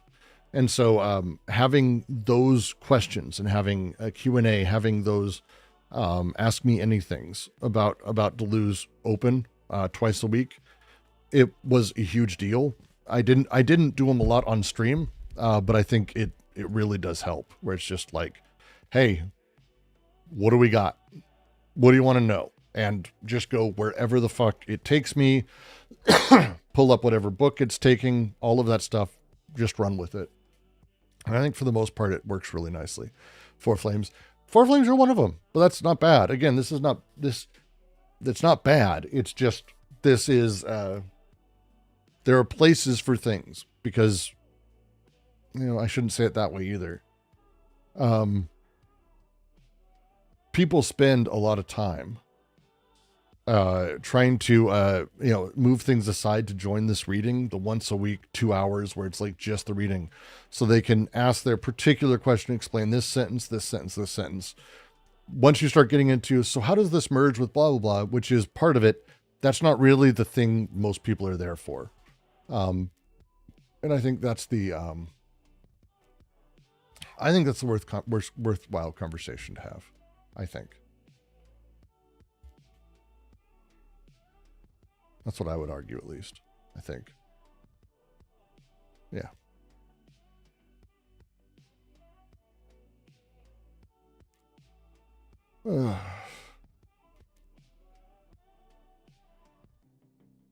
So yeah, there you go.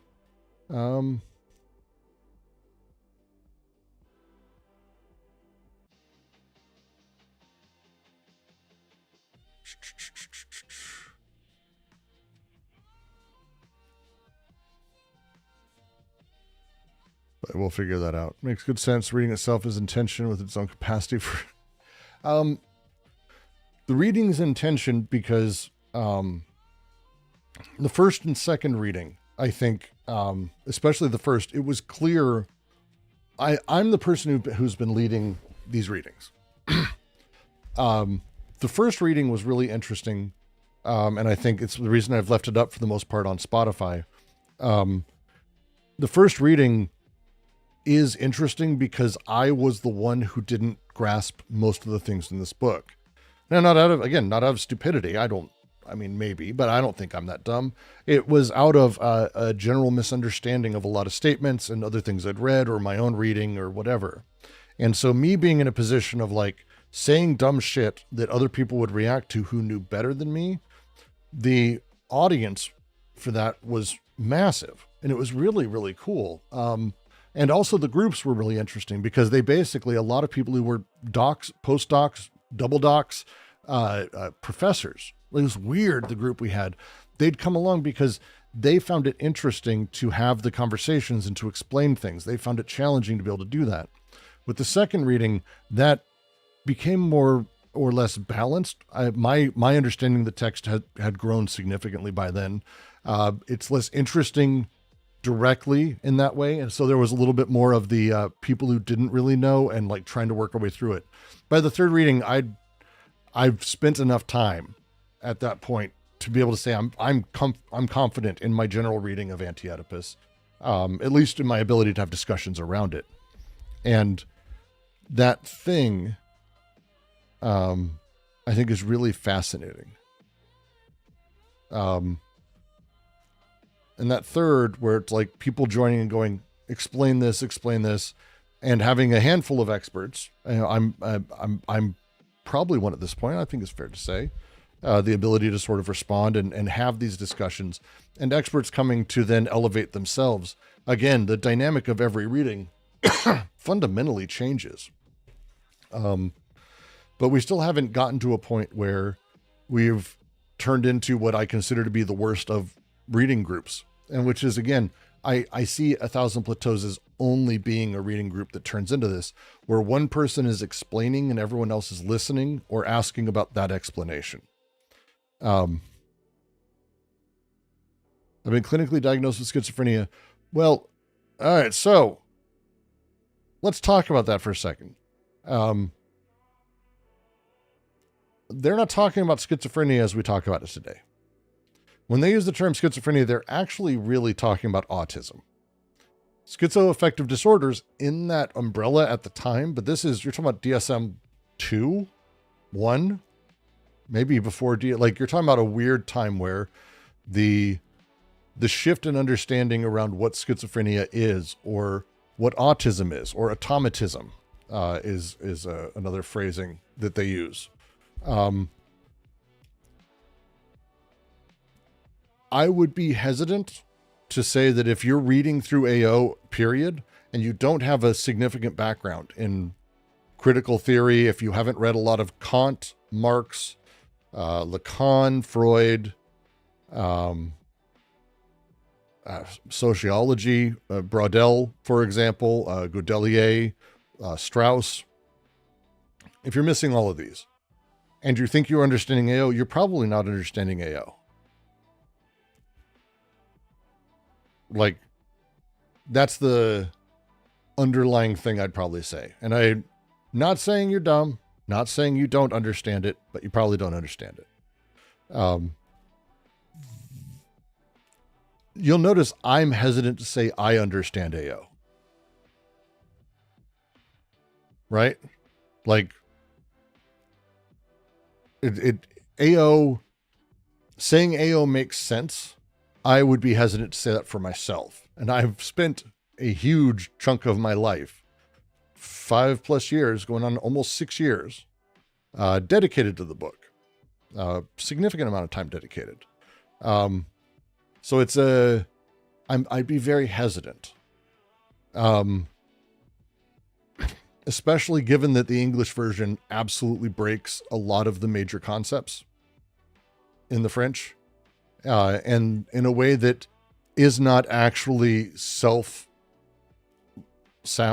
Like, if you take the English version of AO as being its own thing, it actually contradicts itself 4 or 5 times in pretty significant ways when it comes to the use of flow and flux alone, when it comes to the way that they're talking about, for example, the schizophrenic, how they operate, how they work. There's a lot of changes that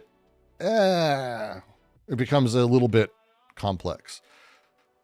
So while I appreciate it, I would hesitate.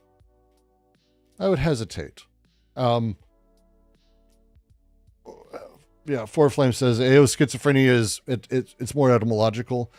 Well, and again, it's clinical particular. So it's a split mind. Yes, it's a mental process of the body in question are not in perfect alignment to the center, multiplication and direction.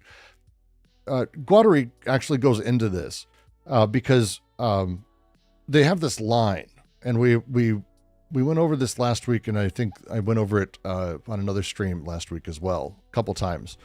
Is Deleuze has this line, and they say in the book, people ask us if we've ever seen a schizophrenic, and we say no. Guattari worked in clinics with schizophrenic patients. The comment is very specific, and it's because they don't want us to be looking at the clinical element of this as being a thing that is that. People who have a schizoaffective disorder, for example, aren't schizophrenic. It's like saying that someone is white or black or anything like that. You're not. Skin color don't make it, first off. Second off, once you start being prescriptive instead of descriptive, which is what all of these things are, you're shifting like to this idealized this in itself thing, the Dasein, the Heideggerian Nazi ship. And as soon as you make that shift to like, oh, this person is schizophrenic. Really? Because they're an emergent process of processes, emergent, blah, blah, blah. Like it doesn't work. So again, how you talk about these things, how you move forward in them is incredibly important. It's also important to note, primarily they are talking about autism.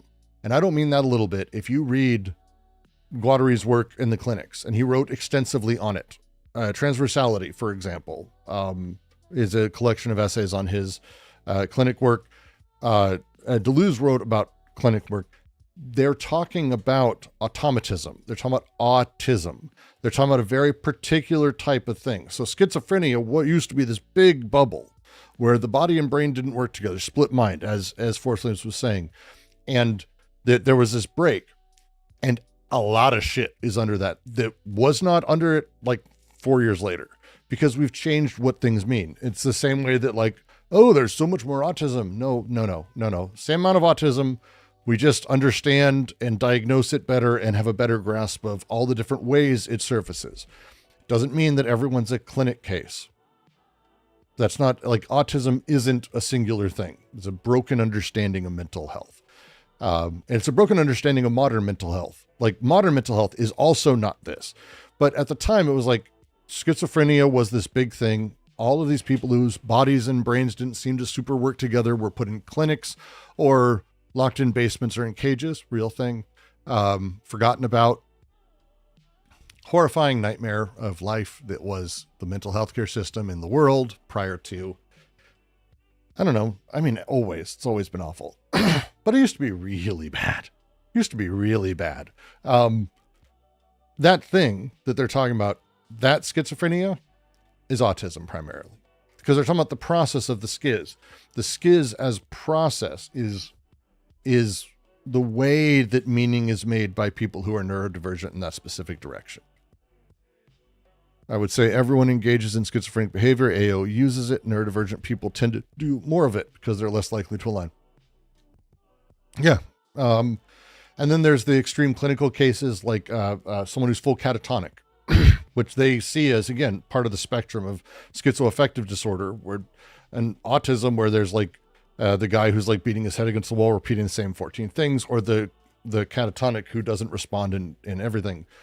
They see all of these things as emergent properties, that this is not, oh, he is catatonic, you're fucked, enjoy. But it's like, no, that's a clinical entity whose body has broken down enough that they're not able to deal with anything that's outside of it. Particular disconnections. This is says, thank you. I didn't mean it made sense because nothing makes sense to me. It was the first thing that's captured me. Enjoy. And again, if you can, I highly, highly recommend that you take the time to go through it sentence by sentence, spend time with what I consider to be the best secondary reference, and that is Eugene Holland, his Introduction to Schizoanalysis, which is his book on Anti-Oedipus. We have 1 billion copies of it, I think, at this point in the QC, and Holland is incredibly kind. I wrote him an email, he responded very, very polite, very nice about it. I would recommend that be the thing along which you read, and our readings, because I think we do a pretty fucking good job of bringing in all of the other secondary things, because there's not as much as Deleuze is associated with sort of this, I don't know how to put it, anti-analytic philosophy mentality that people seem to think like, oh, there's continental and analytic philosophies and they're different. And it's like, Deleuze is primarily a philosopher of logic, much in the same way Bertrand Russell was. It sounds weird when I say it, because that's like weirdly not at all what Deleuze, but it is. All of his books are the logic of blank. That's all of his books are that. It's logic of sense, logic of sensation, obviously, but the logic of, in Anti-Oedipus, the logic of subjectivity, the logic of fascism, the logic of repression. ATP is its own beast. What is philosophy? The logic of science, philosophy, and art, particularly. He's building logics. Corey Shores has an amazing book called The Logic of Gilles Deleuze that goes through this and sort of lays out. He is a fucking philosopher of logic. Difference and repetition is like the logic of individuation. You could say the logic of experience, perhaps. You could take a lot of different ways. He didn't name it that for a lot of reasons, but like he's building logics. That's all of his stuff. These things have a logic internal to themselves, and then there's compossibility between them. And these are how things go together. This is how all these things work.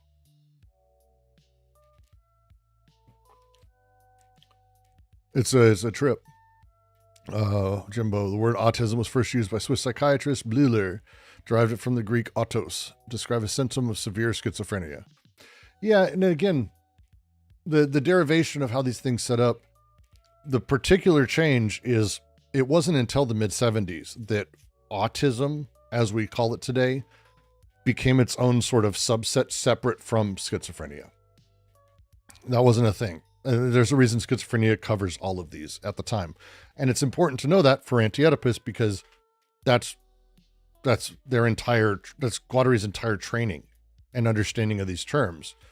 It's kind of important as a thing. I'd also say the capacity for schizophrenic behavior is prior necessity for nomadic behavior. Ability to move from a static center to a system of alignment and disalignment is huge.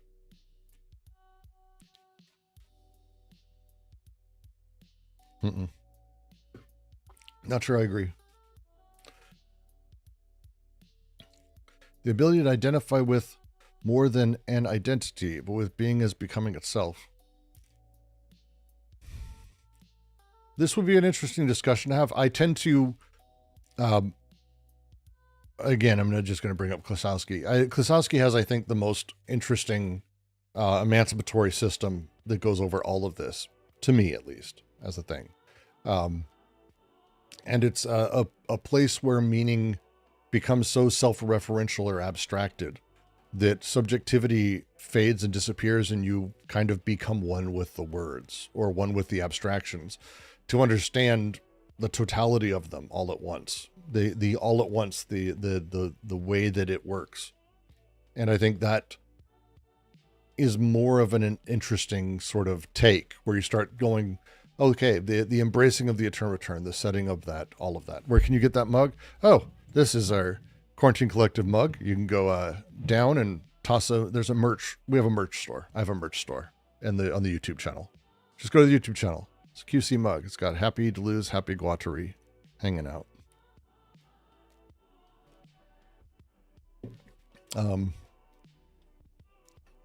But it'd be a worthwhile conversation, I think. Yeah, could be. But again, so specifically talking about where I think that this chat is heading. Oh,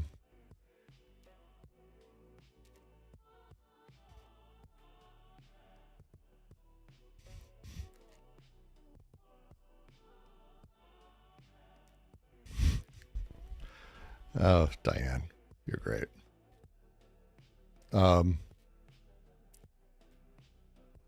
So people making memes of me always creeps me out and freaks me out a little bit.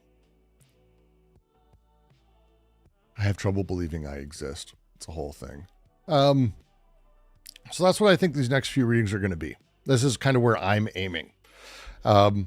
So next week, what we're going to spend time on this channel doing is actually setting up and taking down what are going to be a handful of attempts to visualize this. Because right now, I like being able to, at this point, go, it is at work everywhere. Like, wait. Did it not? Motherfucker, are you kidding me? Are you fucking kidding me? Where the fuck is it? Oh, there it is. Does it every time. Lame. Now, where is it, though, is my question. See, this is, I've just been having a nightmare of a time with this. No, it's going to be display 1. There it is. Every week it's a little bit different. Fucks with it slightly differently. I like being able to highlight, but it's a pain in the ass. If you haven't noticed from how I've been having to deal with it, what a mistake to have ever said the it. Great. I like being able to highlight. I like having that live feedback. But I don't really have the ability to annotate on the fly. I don't really have the ability to mark up on the fly. I don't have the ability to make these notes on the fly. And so I've been working on a handful of overlays that are sort of meant more for reading groups like this.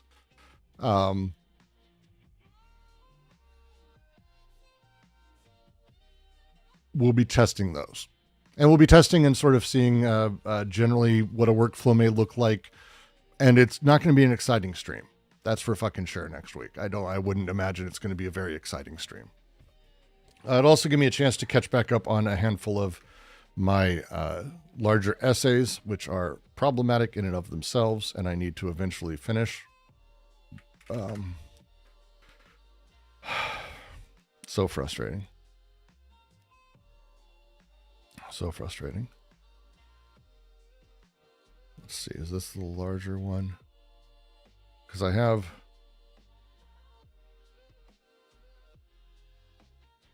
This is...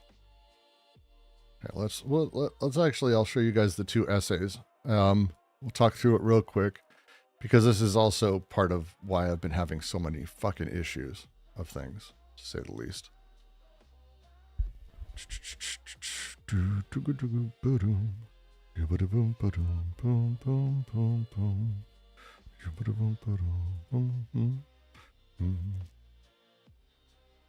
There.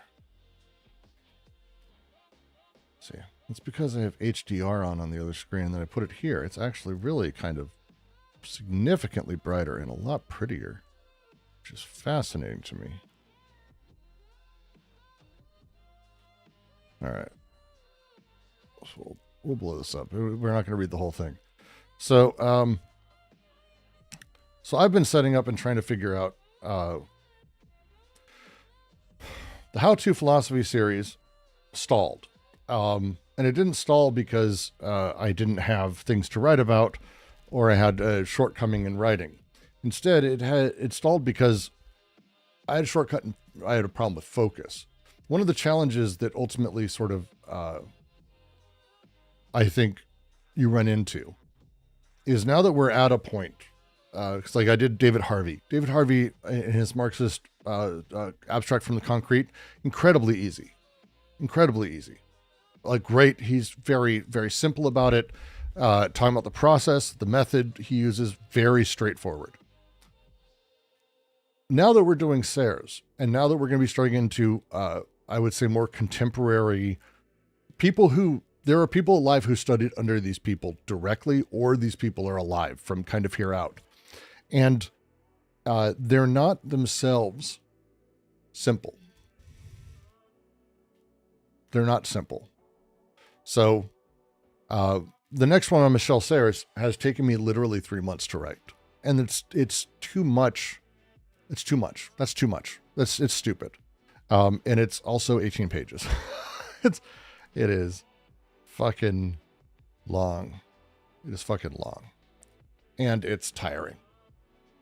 It's tiring to write like this because it's then going back and I sent it off to a handful of people. I sent it to Envy, Eldoran, Sunday's got a copy. I'm just trying to get general feedback. So far it seems very good. But the problem is, like, you spend 3 months writing something like this and nothing seems right anymore. I said to Envy, I said I was kind of felt like I was going up my own ass on this. And it's not that like, oh, I'm in my own head. There's no way for me to understand what I'm saying has any meaning anymore. When you start seeing the word chaos and you start wondering why it's not chouse, your brain's breaking. Your brain's breaking. You've been writing too much, too long. So, this is my first thing is I need to figure out how to simplify this. And I'm open to ideas. I think I'm very happy. I think with this final essay, I'll probably be recording tomorrow. It'll be out Monday. But then we get into this, which has become actually like a thesis page level thing. And I've had to rewrite this and reformat it. So for those of you who missed it, Sunday and I had a conversation about literacy, or Sunday was having one. And then I jumped on and I didn't really, I didn't sell my point well enough. And I didn't really go in knowing I'd have to sell it harder. I kind of figured it would be a minor correction. The challenge of literacy and how it functions is that there's a lot of fields of study that are involved in it on a fundamental level. So, here I go anti-anything. Oh. Welcome, Caleb. Welcome to the collective. So as I wrote this, and this partial objects essay, which is that group of essays, became an hour and a half to 2 hours long. I mean, is this really a partial object? Unironically, I was like, that doesn't seem like part of an object. That's not a partial object. So I went back through and I broke it up. And I broke it up into basically what are 9 essays. And the way that it works is that there is what I'm calling here and formatted as the main essay of this piece. The main essay kind of covers the entire core idea, but it doesn't dive too deep into any specific concept.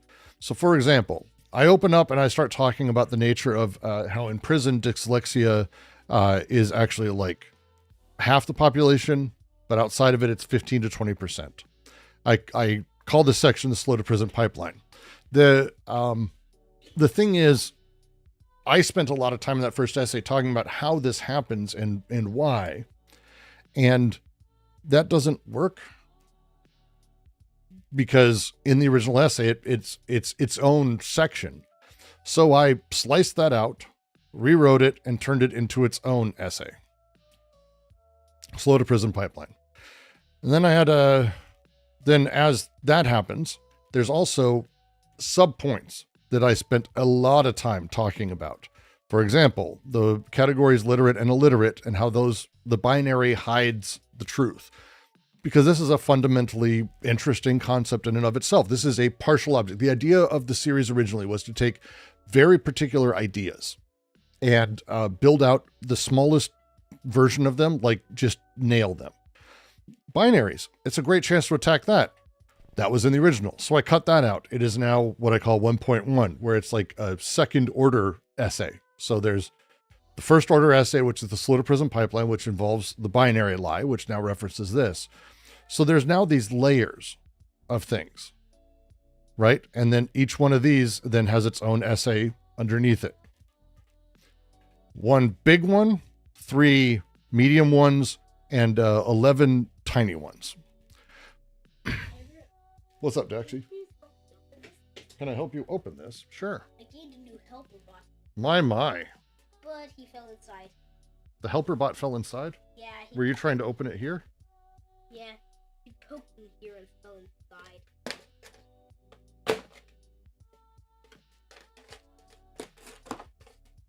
There you go. Off you go. Lego Minecraft. You want to talk about like a match made in heaven? Lego and Minecraft? Incredible. Is this partial object season 2? Well, this is kind of shifting the idea of what partial objects is. So there's going to be the larger giant essay, and there's no way for me to get around it because there is a larger story that needs to be told about how we deal with efficiency and how efficiency and the differential of how reading works basically determines an extraordinary amount out of people's lives. Like, incredibly large amount of people's lives. But each of these things that end up becoming into it, each of these then needs its own. And if I'm going to be talking about deleuze, for example, which I do, talk about sense, that's logic of sense, I have to go into it. And then I have to break out each of those things into its own, to talk about what the surface means for deleuze, to talk about what each element means. All of these things then filter into this larger bit. And then comes the critiques. For those of you who didn't see it, let me see, 1 second. 1 sec.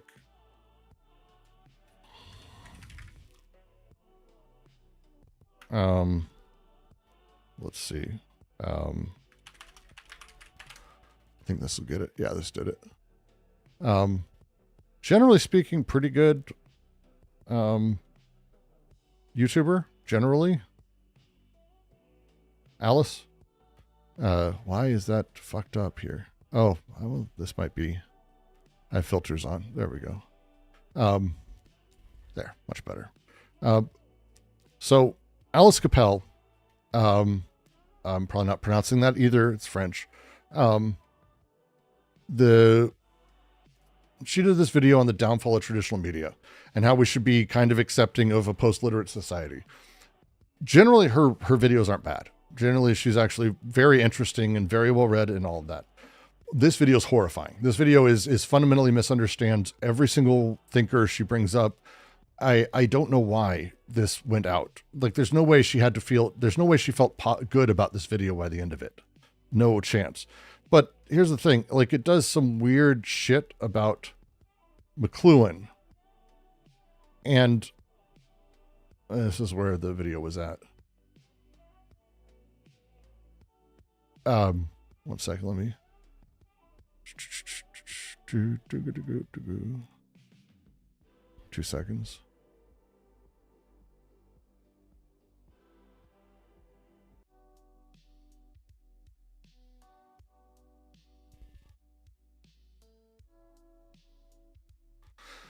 All right, so that failed. Fucking unbelievable. That's fine. It's okay. Let's go over to this other thing over here. I have this one set up for this better. There. Or what Canadian cultural theorist Marshall McLuhan called the Gutenberg Galaxy. McLuhan's idea of the Gutenberg Galaxy refers to the cultural world shaped by the invention of the printing press and the rise of mass literacy.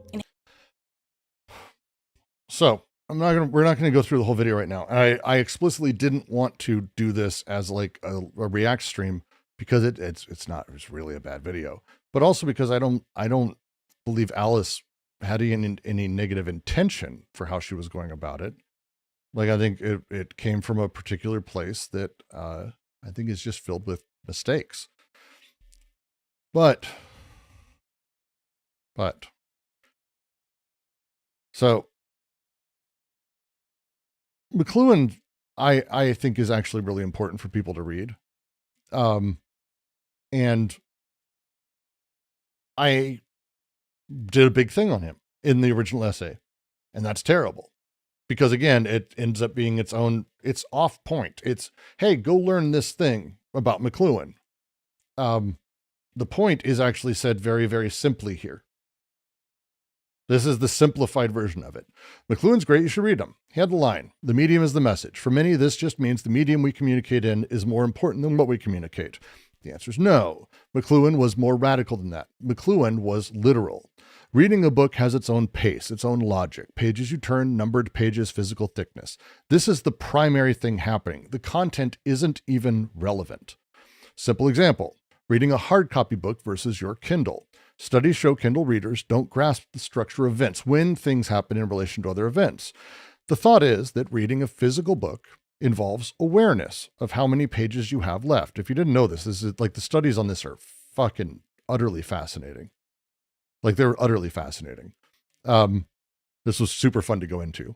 The turning of pages creates rhythmic awareness of story.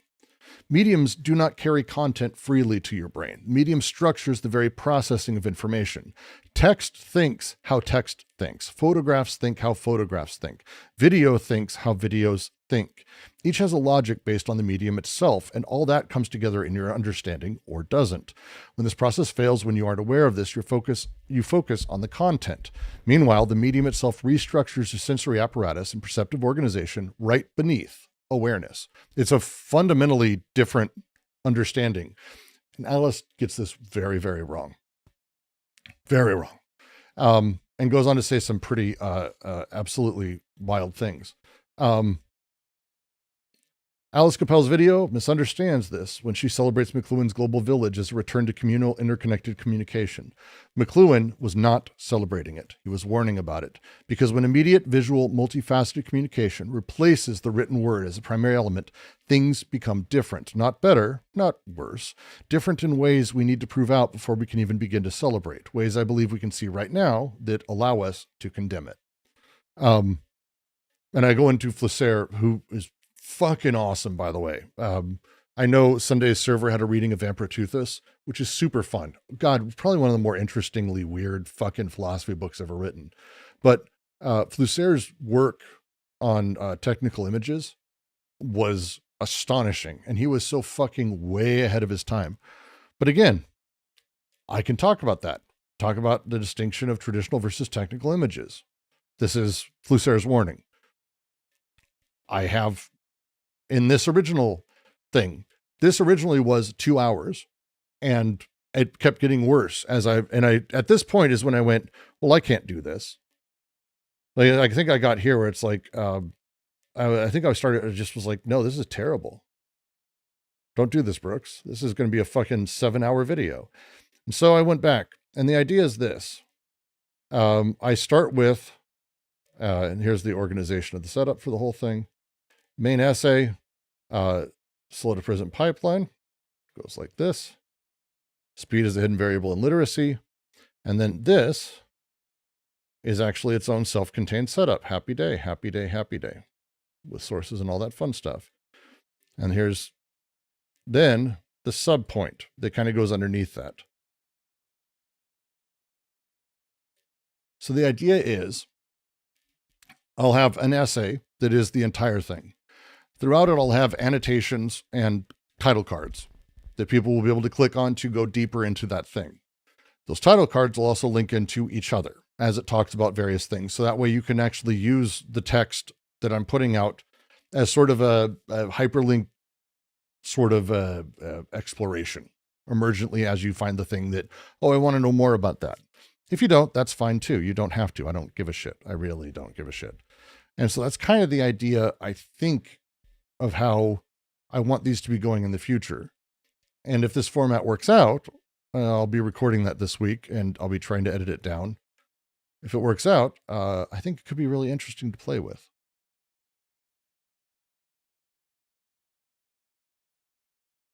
So those are the ones I'm going on about and trying. Very, very. This was so frustrating. I will say this thing, because again, I adore Alice. She references throughout the end of this article from 2009 by Patrick Tucker. You guys don't know Patrick Tucker. A lot of people don't have a response to this, but if you were in technology and in weird places like going to, for example, CES or going to all kinds of business conferences for marketing or any of that shit. Patrick Tucker is a futurist, which if you ever meet someone who has we're not reacting. I'm just talking about like just one quick thing.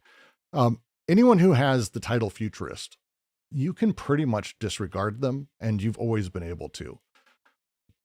No training, no understanding of things, no building of anything.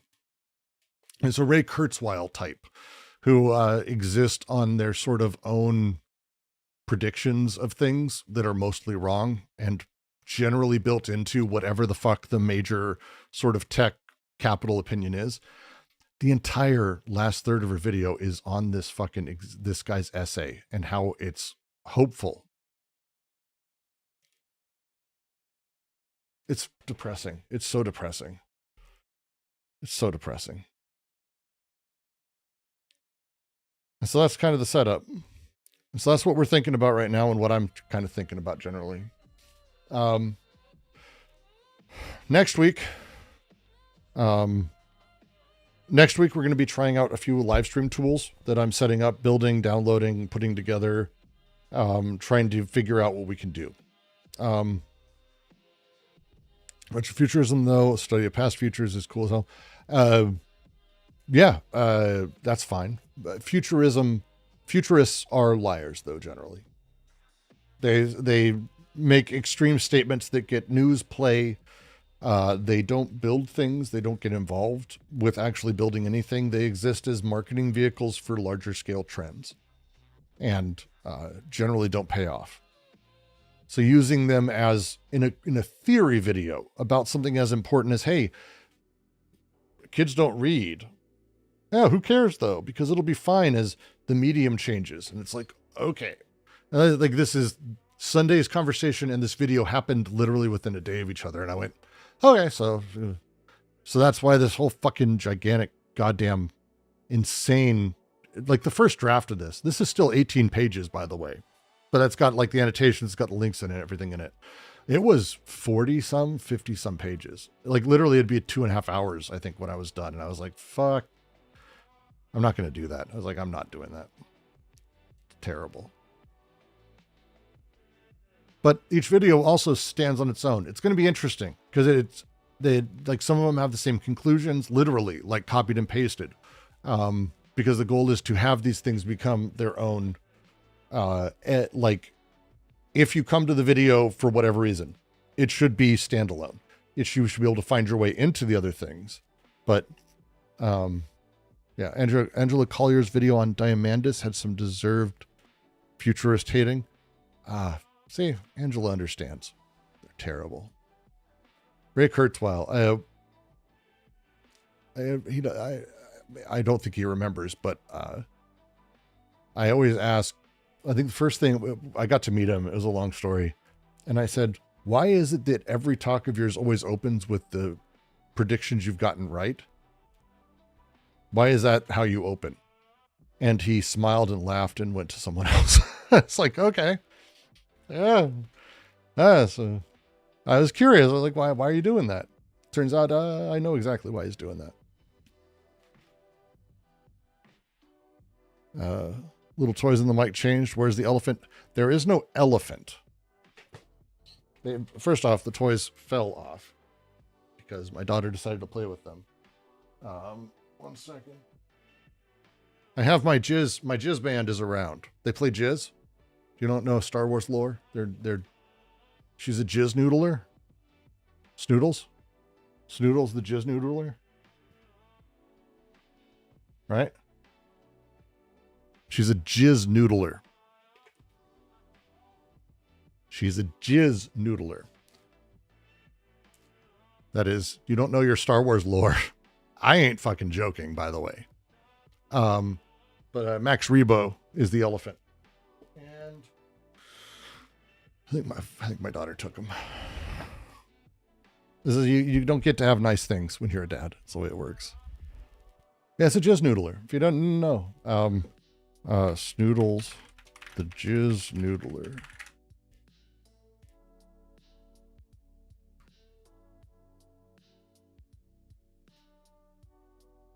I love the fucking playlist is called Star Wars Jizz. I fucking love that.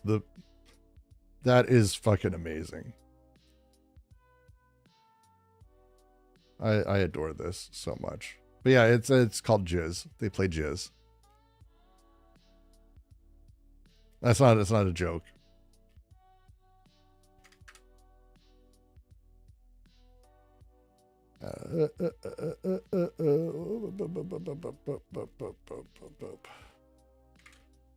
Nerds seek help. Yeah. Oh, just wait. Just wait. You want to know the saddest nerd discussion that's going to be coming up? If life allows, there may be a stream where Sunday and I discuss Pluribus. And you want to have a nerd discussion. It's going to be a nerd discussion. It's going to be a nerd discussion. Because I believe Sunday has said it's great science fiction. I found it. I've watched the whole thing. This isn't like the first like half a season is really stupid, and then they got a new director and fixed it like Andor, which is the case. Andor's terrible for a while. It is actually actively bad for a while. Then it gets very good. They got a director who actually understands how to film and writers who know how to write. This is different. I watched the whole thing and I tried. I really tried. Because Vince is one of my favorite television makers of all time. I was going to say filmmaker. That's probably not fair. It's close enough. He's one of my favorite people who's ever made anything in TV.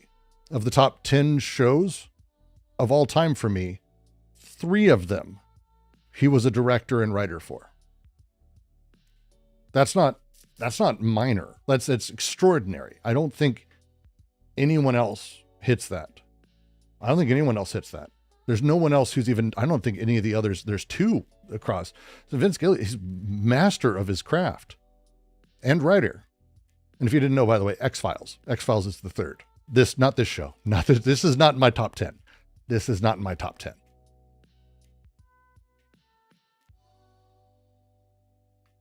It's not.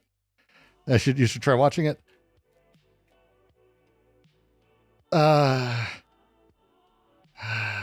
It's really stupid. It's beautifully filmed. The actors give it their all, and they're phenomenal actors, kind of across the board. Sunday has requested that I don't just say it's bad for a while. So I actually have listed out all of the reasons that I think it's an embarrassingly bad show. And when I say embarrassingly bad, I don't mean it's like brain dead, smooth brain crap. So, I don't watch any of those shows. After I finished it, I started looking up people's opinions on it. People love this goddamn show. Like, I stand in polemic to the world again, I guess. That's fine. But it's things like the Albuquerque mayor actually plays himself in the show, which is cute, I guess. They don't take the premise anywhere that's interesting. If you want, part of it, I've compiled a list of my favorite body snatcher or things like that. And by the way, 2 of my favorite episodes of X-Files are about this, and it's literally Vince Gilligan writing and directing. This thing that he made with Pluribus is kind of like, hey, I had this idea. Well, we only have an hour. Okay. And then 20 years later, 30 years later, hey, I can do anything I want. Someone's giving me a gigantic check. I think this might be fun. It's very clear. So, yeah, the conversation is going to get salty as fuck. It'll be fun, though. I think it'll be fun. I really hate this fucking show. I can't even tell you how stupid the show is. I fucking hate this show. I don't get it. I don't like it. And it's going to come down to, I will give a preview of I used to call this when I was, I worked at Lucasfilm. For those who aren't aware, I worked at Lucasfilm, worked on Star Wars. I worked in media. I worked on Avatar, Indiana Jones, a bunch of good stuff. Battle Angel. It's a long story. I had this theory I called midichlorianism. And the phrasing I always used to use is, nobody wants midichlorians. No one who's ever existed wanted Star Wars to explain the Force. It's the most unnecessary thing that there is. Because if you explain it even lightly, and you try to make it a systemic science thing, we know other science, it clicks in. If you're explaining things in our points of reference, even if it's a galaxy far, far away a long time ago, if it's our frames of reference, we'll attach it to our science because you're attaching it to our science. Don't do that. We don't need midichlorians. No one does. The Force, up until then, up until the prequels, the Force was like a mysterious thing. It wasn't magic. Could be. Wasn't. It could be special powers. It could be chi. It could be a billion things that exist. But, like, when you say midichlorians, you make it genetic. You make it, it's passed on. You make it hereditary. You actually go out of your way explicitly to state that no one outside of hereditary systems can be powerful with the Force. You actually make it a very particular thing a person has to have. And from there, you've ruined any of the sort of intrigue of it. But on top of it, you create a system that attaches to our systems. And I'll stand by this. If they never explained where this shit came from in Pluribus, the show would be infinitely better. Because it's bad. It's embarrassing. The first episode is, like, I laughed 3 or 4 times at how stupid some of the things that happened inside of it were. That felt like old, like 90s tropes of like people who don't understand things because they used to not care just because they could, like Deus Ex Machina bullshit. I have no interest in this show. It's hard for me to even talk about it. It's awful. The X-Files body. One sec. Let me pull up the list of his shows. Because Vince Gilligan's a master of what he does without even a question. And again, I really love a lot of his stuff. But he did like a ton of X-Files episodes. There's a ton. It's crazy. But specifically, Folie à Deux, which is, to me, the most clear one-to-one. It's the one that came up as I was watching various scenes. I was like, this feels like the same sort of paranoia thing. Like the idea of how people perceive things or how perception works and trying to convince people of things that you see that they don't, those kinds of things. There's a couple Stargate episodes that play into it, but Folie à Deux is like fantastic. It's one of my favorite sort of things in that. And it's the one where there's only monster that only certain people can see that transforms people into like zombies. You don't remember it? Really?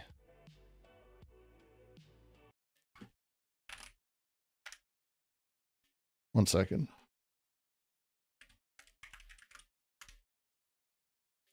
No, stop that. Is Sunday live?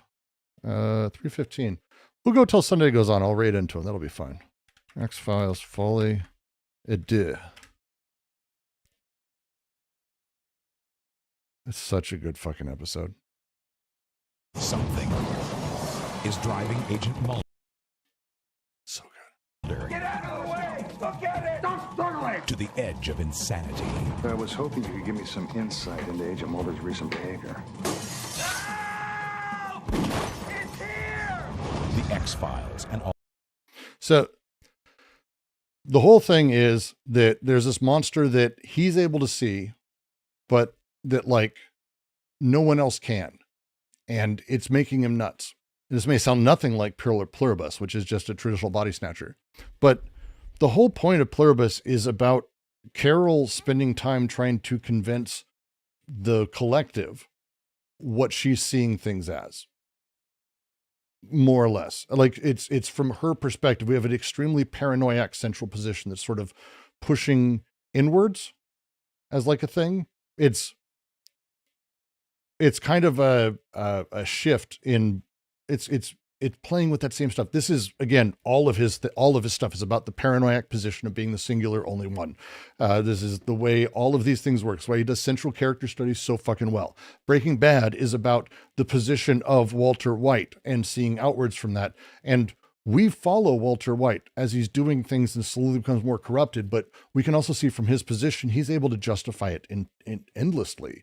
The same with, I think personally Better Call Saul, I think is a better show. I love Breaking Bad. Don't get me wrong. Still top 10, but I think Better Call Saul is just stunningly interesting and weird and wild. I generally Better Call Saul is incredible. But it's again, the same thing. It's the singular position we take and we follow. And he does another one. It's a singular character study in a situation where they are the only ones we watch those things. Literally has better in the name. Other show has bad in the name. There we go, I guess. And then Gilligan's second sort of thing that you would take from the X-Files that I think plays into this is Kinsunagi and Unusual Suspects. These are kind of play into each other.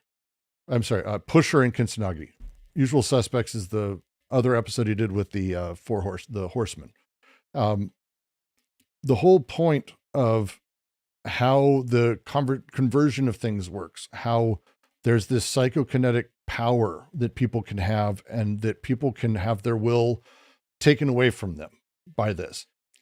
There's a lot of these things he played with again early on. Really interesting. And again, the mind that can't be controlled and what he does with that. The way Carol is Carol's immune from this, but Skinner was immune from that mind, that control thing. That the thing sort of he's playing with there again ties into it. What he's playing with over time is, again, the same positions and these sort of symbolic connections that I think traditional literary analysis, I think, would be able to say between them. I find it fascinating to me personally. Like, so when we start talking about like, as these things go, what else he wrote, and there's a ton, it's the entire colonization mythology was him, the Black Oil, Patient X, Red and Black, Two Fathers, One Son. Those are 2 episodes. Biogenesis and Sixth Extinction. That whole thing was him. The super soldiers and all of this, the colonization of Earth, that was not Chris Carter. Chris Carter didn't want it. Like, this is, again, specific. It's really fascinating to sort of go back through and see all of his elements that he sort of did. Great X-Files episodes, by the way. Like, some of the best. I would say some of the best maybe came from him. Chris Carter, I think, was doing something fundamentally different, which I do prefer personally, but he's just great. The whole, again, that's getting into splitting stupid fucking hairs, but the recurring theme he always had was the singular versus this collective, the persecution of society against the singular. That's Gilligan did Home. Do I have Home in here? No, but maybe. It's not in my list.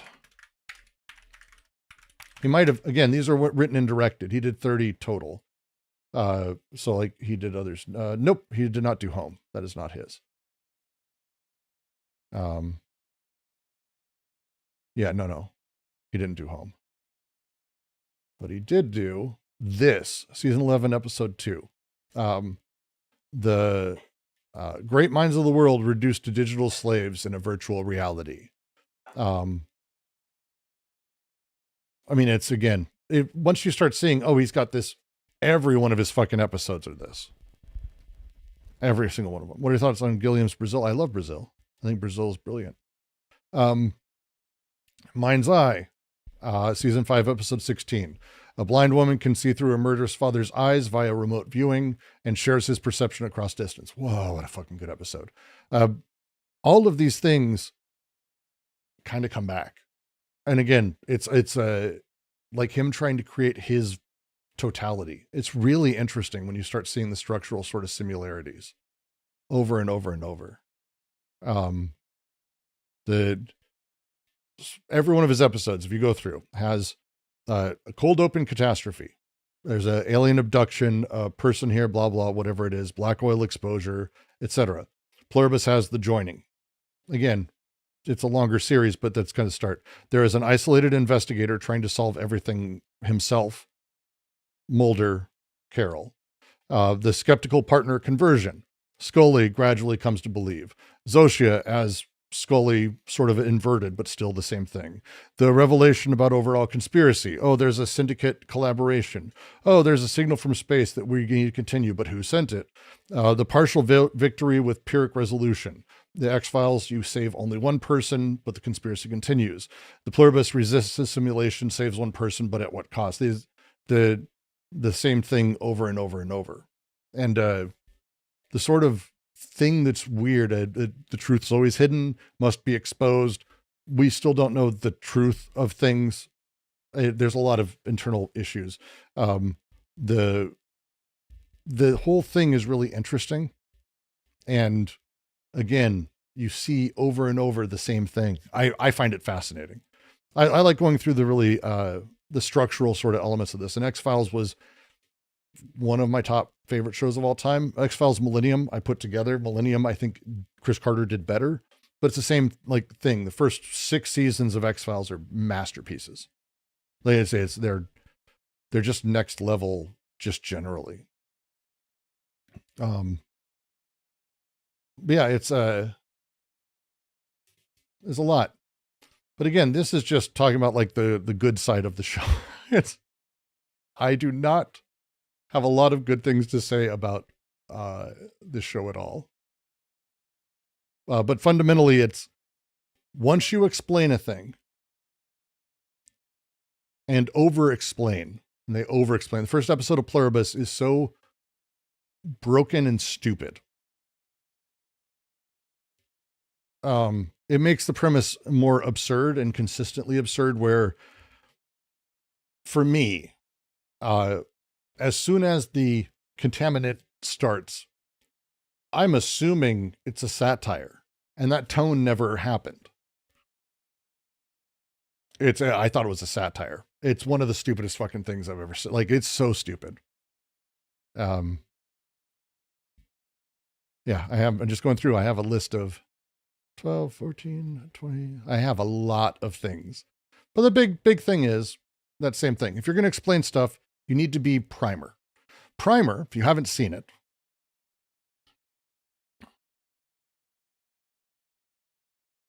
Primer is the best time travel movie of all time.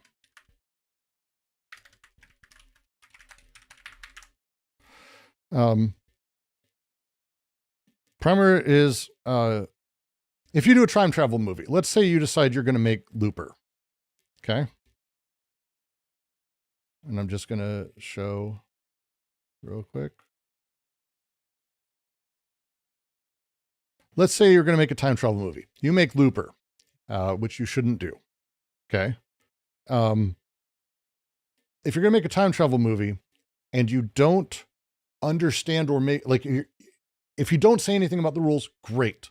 You can make like Terminator, which doesn't really have rules. The first Terminator's basically a horror movie. It's fantastic. It's a slasher film. Terminator 2, not far off. It doesn't really explain story. Like it hand waves, and I'm fine with that. If you're not going to explain it, don't explain it. But in Primer, they explain it. And in Looper, they explain it. If you can explain something, you have to maintain self-consistency with all known stuff around that. Things that we know are facts, right? The moment you do it, you break it. Looper broke. I think Looper's fun, but it's really stupid. Primer, they actually have a very, very particular timeline that actually you can follow. It's a good video on it. There's actually an entire visualization of it that they go through Primer and they mark this happened then this. There's no spoilers in this. By the way, Primer is not a movie that exists for spoilers. You can't possibly give spoilers. Shane Carruth is a fucking lunatic. I think Upstream Color is better, but Primer is fucking insane. So the way Primer breaks you is by explaining and then running with it. And they make the details part of it. And that works. Most films don't do this. In fact, almost no film can do this. If you explain, you've got to be Primer, not Looper. They explain up front stuff that is stupid. Really fucking stupid.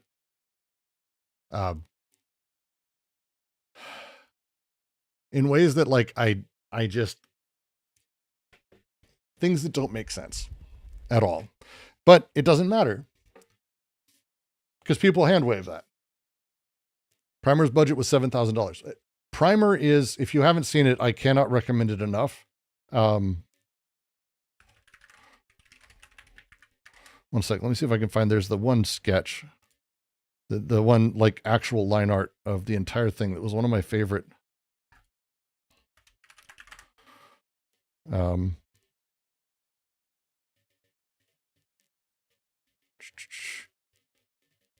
It's an old XKCD, but that is kind of how Primer feels.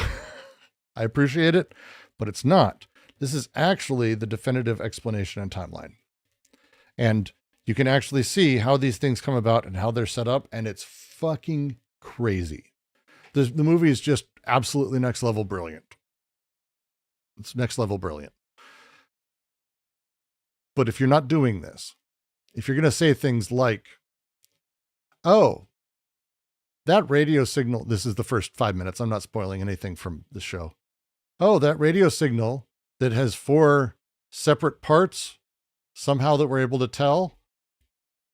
It's actually RNA that we're going to converse into DNA, inject into mice, and it fundamentally changes. It makes the mice do things and makes humans do things they wouldn't do normally, because that's what happens the moment you're exposed to DNA. That works across mice and humans. Yes, that's the first 5 minutes of Pluribus. They tell you all this. Everyone on Earth has DNA sprayed or kissed into them. I have so many issues with this. I'm trying not to go into all of them. The DNA is the thing that instantly infects them and makes their behaviors fundamentally change and also become completely psychic and be a collective entity.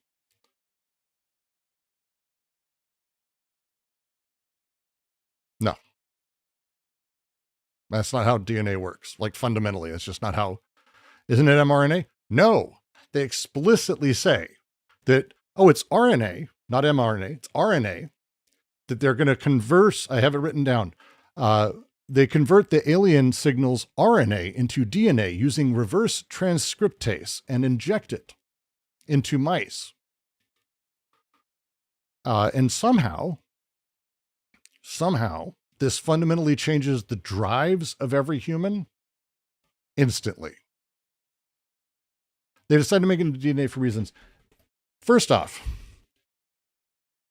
it just so happens that this RNA, this RNA radio signal, has the 4 proteins of our DNA in it. That's a fucking lucky thing. Or are we assuming humans are the only, like, that's a fucking lucky thing. That's contingent on its own. DNA doesn't have memories or knowledge or drives. That's not how it works. That's not how it works. It doesn't have muscle memory. But we see, supposedly, it works on a mouse. A mouse, then it's the show's fucking stupid.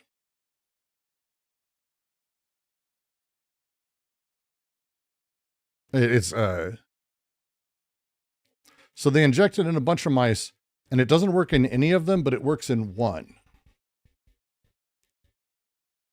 which they don't notice. And then somehow the mouse is like playing dead, bites a woman after she takes off her fucking Kevlar gloves to prevent bites, to feel its heartbeat, because that makes sense. And then she gets bitten and it tears through her suit. And then, like, the guy she's with carries her out of quarantine, and no one else is in this military facility. It's just, it goes downhill. This is the first 5 minutes. It's just the stupidest fucking thing I've watched ever. But then my favorite part is that they've then doused the world in this DNA, like with chemtrails. With chemtrails, seriously, with chemtrails. And none of the mice are part of the collective. What about squeakers? We know squeakers is definitely part of the collective, or does it not work between species? Yes, chemtrails. Correct, chemtrails. But also it makes everyone psychic and able to fully grasp each other and understand immediately what they need to be doing. And it gives them magic knowledge. See, immediately everyone who gets it is aware that they need to not just bite. The mouse bit someone, which you could say it's like a zombie response, right? Oh, you're biting. No, the first 4 that are infected understand fundamentally the science behind how it's actually saliva that transfers it. And so they immediately move to doing things with saliva they have magic knowledge. They have magic knowledge. DNA doesn't contain knowledge at all. But then also, they all grow. The show's dumb. I don't even give a fuck about spoilers, honest to God. Like, it's going to be really hard for me not to, I don't care. I hate this show. It is the opposite of like good science fiction. I'll save this for Sunday. He'll love it. He'll love it. Because here's the thing. There are great, fantastic writers who've taken on the idea of body snatchers in extraordinarily wonderful ways.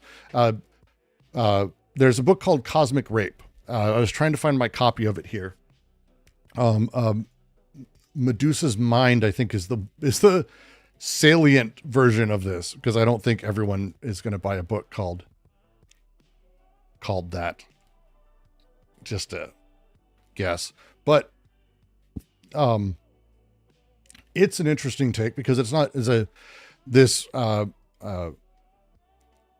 I don't know, collective existence. You ever see the Rick and Morty episode that Pluribus steals like half of its jokes from? It's not joking. There is a Rick and Morty episode about Unity. Rick dating Unity. Unity is a collective takes over an entire planet.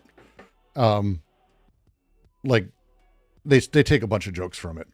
It's kind of like that. So there's a collective being comes down and infects a drunk homeless man who's kind of syphilitic. That's what the Cosmic Rape is about. And what it turns out is that the rest of the universe is actually made of collectives. That's it. There's collectives everywhere. That's all that is.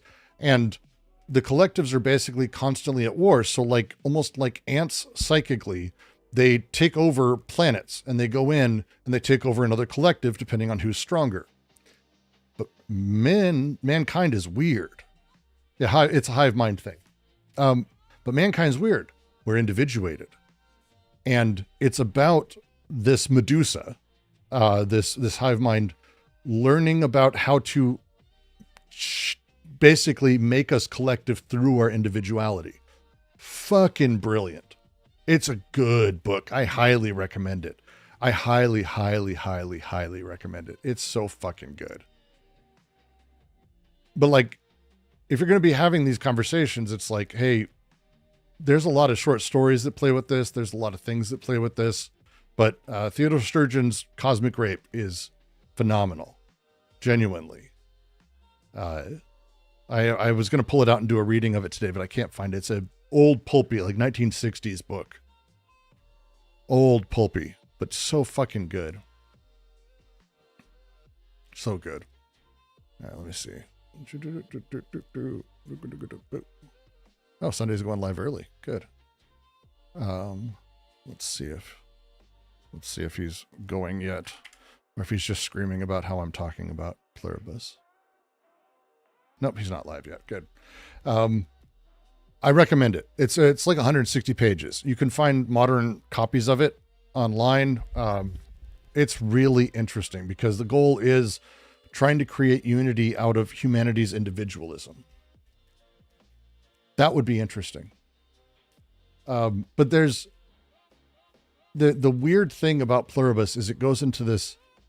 I don't know what I've read through everyone's love of Pluribus. I don't get it.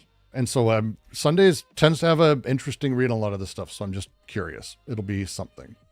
But like, when you start talking about the tropes that it's playing with, and again, stealing a ton of jokes from Rick and Morty, who did it better. By the way, if I can ever say Rick and Morty did a science fiction send up better than you,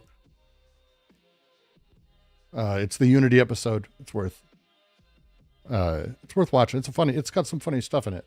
What does he say? I want every redhead on the planet, and then I want the stadium filled with everyone who remotely looks like my dad. Really weird, like, I think pretty funny things. No judgment. Can you inhabit a giraffe? Just great little lines, like, that are, again, playing with perversity. They touch into that with a couple characters into this, like what it means, but they don't really. Yeah. It's not great. Not great. How to go wrong with Sturgeon. But if you just start taking it, it's like, did you ever see Serenity, the movie from Firefly? Oh, look, it's an entire planet made peaceable, that everyone's happy. And it was done because of this large distribution of a chemical, but it turned a handful of people the opposite, and they must blah, blah, blah. And they made the Reavers out of that and all of this. But like, the whole point was that you had this lethargy of non-working and ruining the planet. That was the whole point. And the rest became this sort of opposite.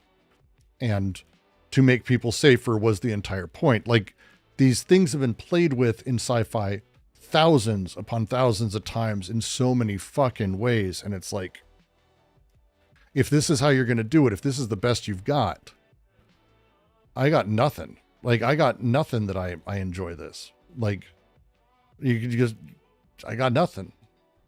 It's fine. I had in my notes, like, if I went back to Outer Limits had 2 runs. I love anthology series. Nightmare on Elm Street had one. Anthology series were really, really fun for a long time. I'm glad they made a comeback in like the last decade. There's a couple of them. It's not as many. And Twilight Zone, the new one, was awful. But the second run of Outer Limits had an episode called Feasibility Study. Probably my favorite of these kinds of things. Hey, an entire town is transported and suddenly the rest of the world doesn't work anymore. Everything else is weird.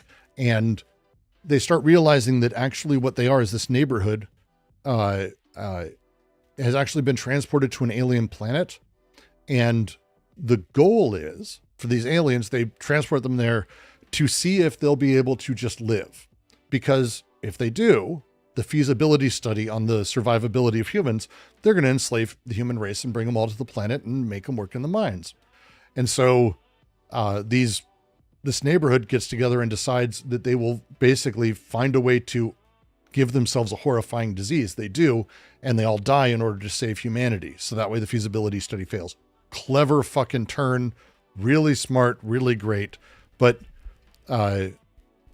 even in the older episodes, you talk about like the Invisibles, which Doctor Who did a whole bunch of ones like this, where it's like body snatchers. Everyone acts a little happier. It's a little uncanny. There's an uncanny valley thing, but they're here to conquer the world and their hive mind. This shit's happened over and over and over. So like, if you're not going to do the thing, and if you're not going to play in an interesting way, and he does nothing interesting with it, genuinely nothing. And there's a lot of stuff that is just very confusing. They're anti-violence because they have a cosmic consciousness somehow. They don't have any of mankind's anxieties or worries, but they are like super vegans. They won't even pick fruit off a tree. And so they only process fruit that has already been processed. Yet 90 days in, we see pies and eggs and fresh peppers. And it's like, hey guys, do you know how refrigeration works? Like they don't. The time frame of this fucking show is out of its mind. Like they have like, they shut down the power. People use their refrigerator. Apparently it's still cold. Like 2 weeks later, and they eat food out of it. Don't do that. As a tip, by the way, if you have a blackout, depending on how full your fridge or freezer is, and depending which one it is, determines how long that can survive. A freezer that is almost completely full maintains its temperature very nicely over the course of a day, maybe even two. But a fridge, if your fridge is like half full, and when I say half full, I mean literally in terms of like cubic space. If it's half full, don't. 6 hours, maybe 8 hours. And at that point, you start getting into danger zone. 2 days, you're going to die if you eat the food out of there. That's bad. Don't do that. Then again, timelines don't matter. It's really, there's a lot of shit where it's like, as someone who appreciates Vince Gilligan, as someone who likes his work, he is Mr. Detail. Every single thing he does has weird details in it. And to have this many weird missteps that are like, but wait, I thought you said this. So I'm watching because I'm watching attuned to, oh, if he's doing a thing, oh, they're going to say, we never have power on. We turn it off at night because we don't use it because everyone sleeps. But now that I see that there are lights in the background in these various scenes and that these buildings are lit up and that refrigeration's running, they clearly didn't shut down the city. So there's a bigger thing happening here. Nope. Never explained. Just simply the building does get power, despite them literally shutting the power stations down and turning off everything at once. No clue. Like it's shit like that throughout. That's like you watch thinking it's Vince Gilligan at his best, and it's kind of not. And you know, you see it's on the subreddits. My favorite thing is the way people go, well, that probably is because they assume he meant it. No, he fucking didn't. Why does it bother you? It doesn't bother Carol. That's kind of my point, is that, hey, why do you shut down? Oh, we turn the entire city off because no one needs AC at night in Albuquerque. No one needs heat at night. Human bodies don't need heat or airflow at night. Like, what the fuck are you talking about? It's just very, tires me. It tires me, to say the least. Carol doesn't even believe it like you do. Why would Carol question this? Carol questions literally everything, including the odd usage of words. Oh, it's so bad. It's so bad. No, Goddard, yes and no at the same time. I need to get, it's a long story. I'm not doing that right now. But Pluribus is just not there. Just not there. they make eggs and bacon.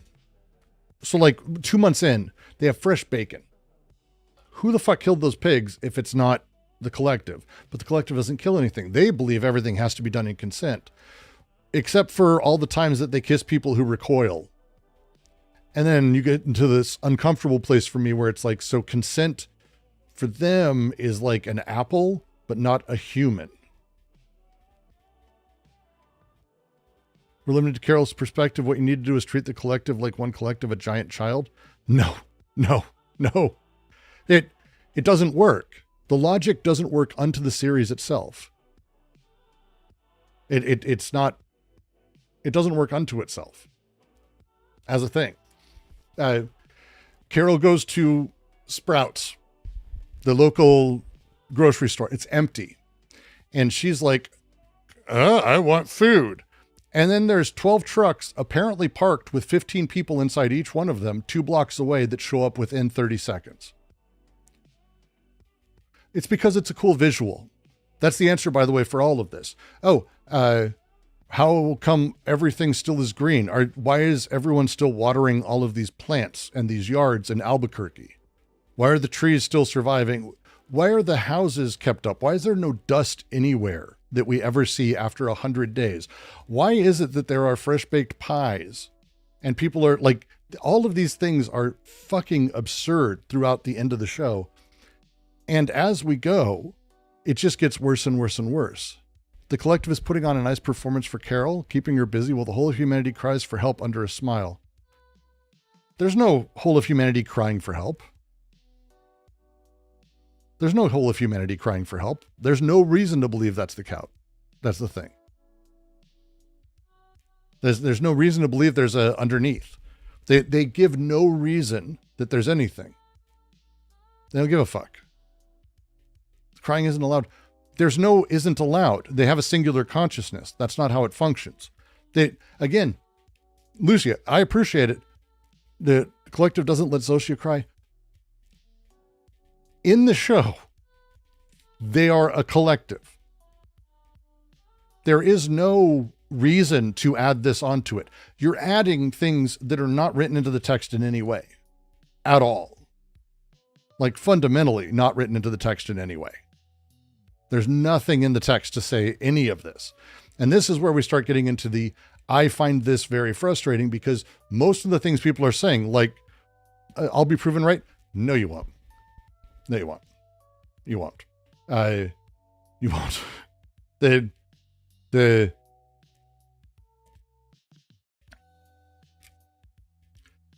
They kill 1 billion people when they transform the world, and they are anti-murder.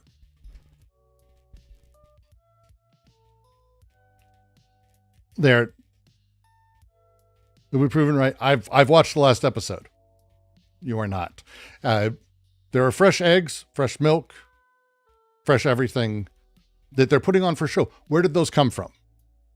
That would be my only question, Lucy. Where did the fresh oranges come from 60 to 100 days in?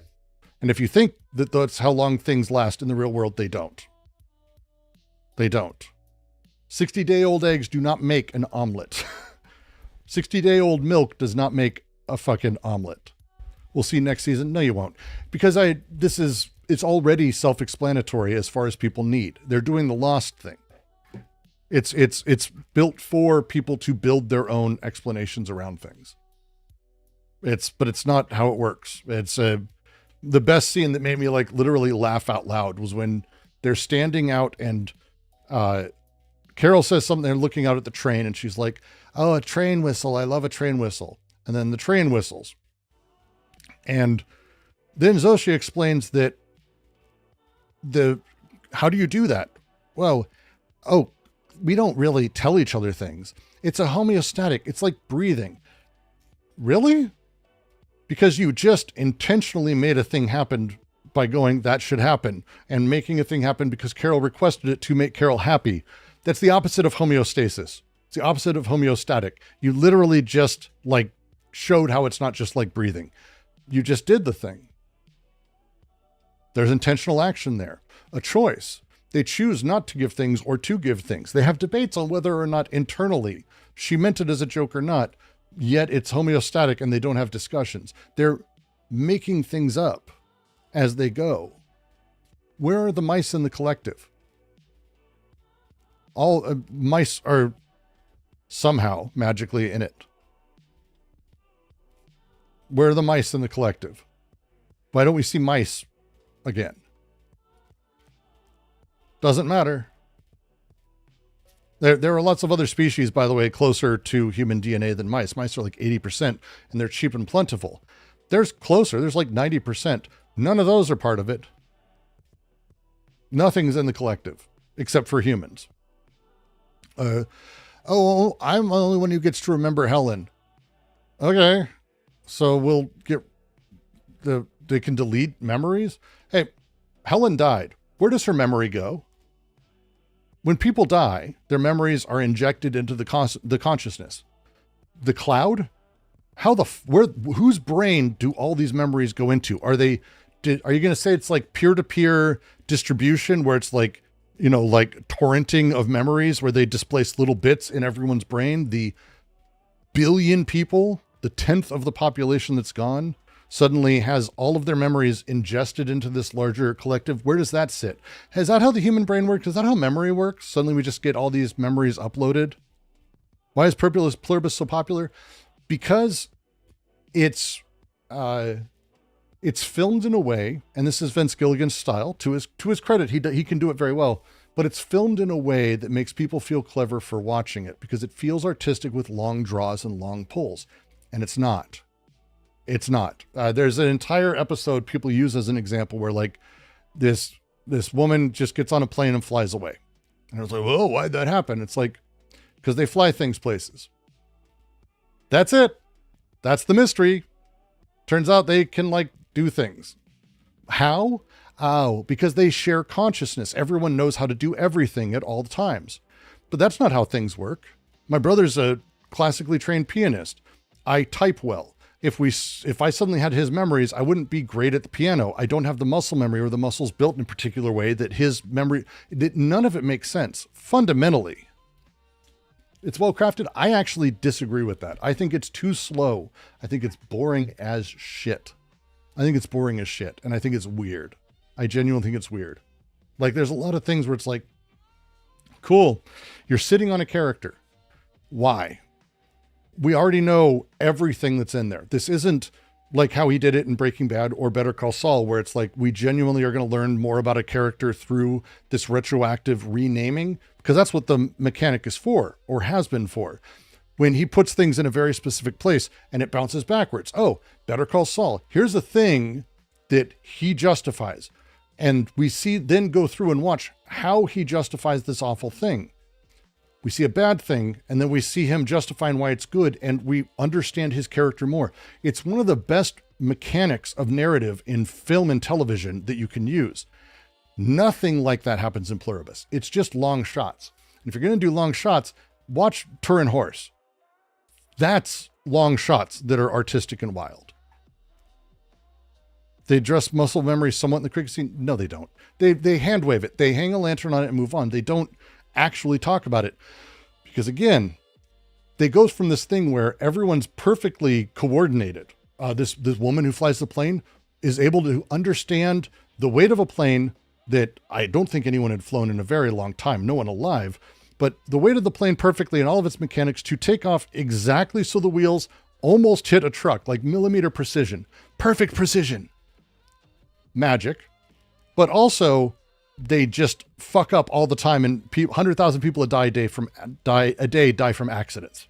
So which is it? Do you have this perfect, phenomenal precision over things that make no sense, or do people die from accidents all the time? Because it's just constantly switching up and blah, blah, blahing. It's always making up its stupid shit. And it's always insisting upon itself over and over. And then we need your consent. No, you fucking don't. You've never cared about consent, even fucking once in the show. What's up, buddy? I need help. With what? I feel like I lost the key. Well, go look for it. It'll be in 5 minutes, okay? Can you do that? Is that an extra? No. That's you. Wait, that's me? That's also you. That is the stream right now live so that these people are seeing. Go. I'll be in a few minutes. Go. Come on. Do you want my help later? Yeah. All right. You're asking for my help. I'm asking you for my help. Go. I'll be out in a minute. A sleeper take Carol is already effective. Sure, they'll justify it however they want. So they make a big deal that consent is required. How? The mouse bites the first person, not only clearly against her will, but bites, violates them, penetrates them. So no, that woman wasn't, there's no consent there. And then that woman kisses someone who recoils lightly as it happens. They don't care. So there's this weird rapist vegan mentality where it's like, yeah, we care about consent, but only in the ways that we care about consent, which if they played it in literally any way as a critique would be interesting. They don't. They literally just say that they just care about consent. All the way to the end where they're like, oh, actually, we care about consent and life is precious, except for embryos and eggs, which means that somehow they care less about life than the Republican caucus. It's insane. It was a lab leak. Yes. No, the entire thing is like very right-wing coded. It's very QAnon coded. It's a lab leak from a radio transmission through mRNA and like all these terms. Like it's very coded in that space. But it's a lab leak where literally like they have Kevlar gloves on and she takes one off to feel the heartbeat of the mouse. And then like she has a seizure immediately upon being bit. The guy who's with her is like, oh, that's probably not related to anything. Let me take you out of quarantine. And also we'll have you wash your fucking suit.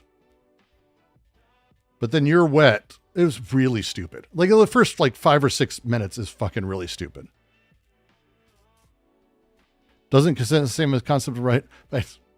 It's again, it's wild. Shit is made up over and over and over.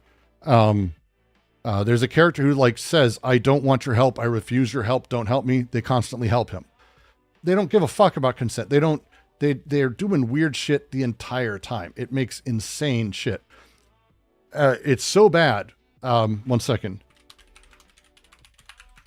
There's a scene that's supposed to be this revelation about Carol's stupid fucking book. She has this book that has a cover where this is so fucking embarrassing. Like, this is the kind of stuff where I'm like, I actually laughed fucking out loud at this, and then we're going to stop after this, and I'll send you over to Sunday. This made me go, what the fuck? So they send over someone who's exactly like the character on the cover. This is the cover of her actual apparent book. That is the weirdest deviant art garbage shit I've ever seen. I thought it was a joke. And it's not. This is actually supposed to be the cover of her book in the world. The book is Hetzlop. I don't care if it's Hetzlop. The fucking dude is like the most feminine looking odd dude. It's poorly drawn. The character makes no sense. It's awful. It's supposed to be a woman. Yes, I get that, but it's not good. It's terrible. And so the idea is that they sent over an actress. They sent over a character who's supposed to look like the dude is meant to be a woman. No, except to everyone else, it's not supposed to be a woman. That's like, this is the thing is it's like, it's not even slightly coded. This looks like a woman with a fake mustache on. It's the first thing that came to mind was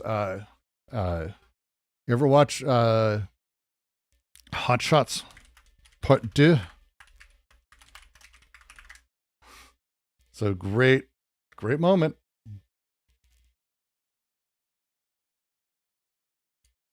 The boat inspection. Yeah. Well, it's the first thing that made me go, this is fucking. Off your engine, we are coming aboard. This So they're infiltrating and all this, and then they're not supposed to have any women on board. And so they're going for the inspection. And this is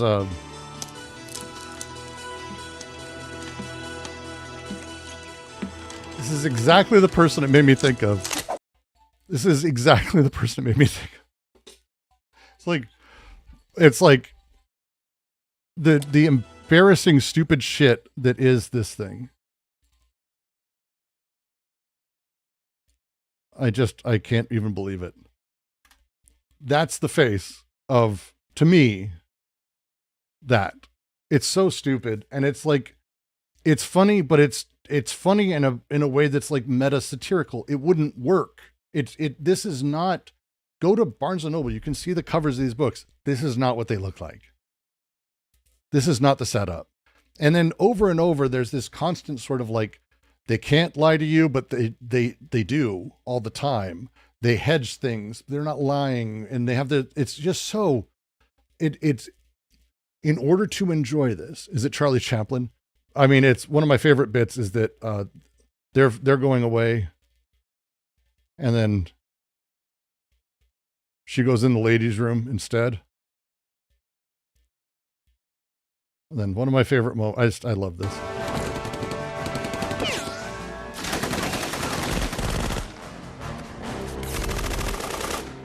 Her defiant moment. What a pretty man. I adore it. I like them. The movie's terrible, but it's just great. So like underneath it, the show, and this is where like, and I'll end this and it will send you over to Sunday. Pluribus does nothing with its premise as commentary. It's just learning new things and seeing new things. There is nothing insightful about like how a collective may work. It's not interesting. It's somehow is repressive, or they're repressing people who are sad through DNA. So DNA can make everyone collectively not sad or happy about everything. Or is it the argument that like it just never does a thing? It never does a thing. And it's one of the things that's incredibly frustrating about the film. Like just genuinely over and over and over. It never, the show, I say film, I watched it pretty much straight through in like 2 sittings. It never does anything interesting with it. And it just frustrates me. There you go. I'll give you this one. Lucia, here's the moment that I actually think makes the show bad.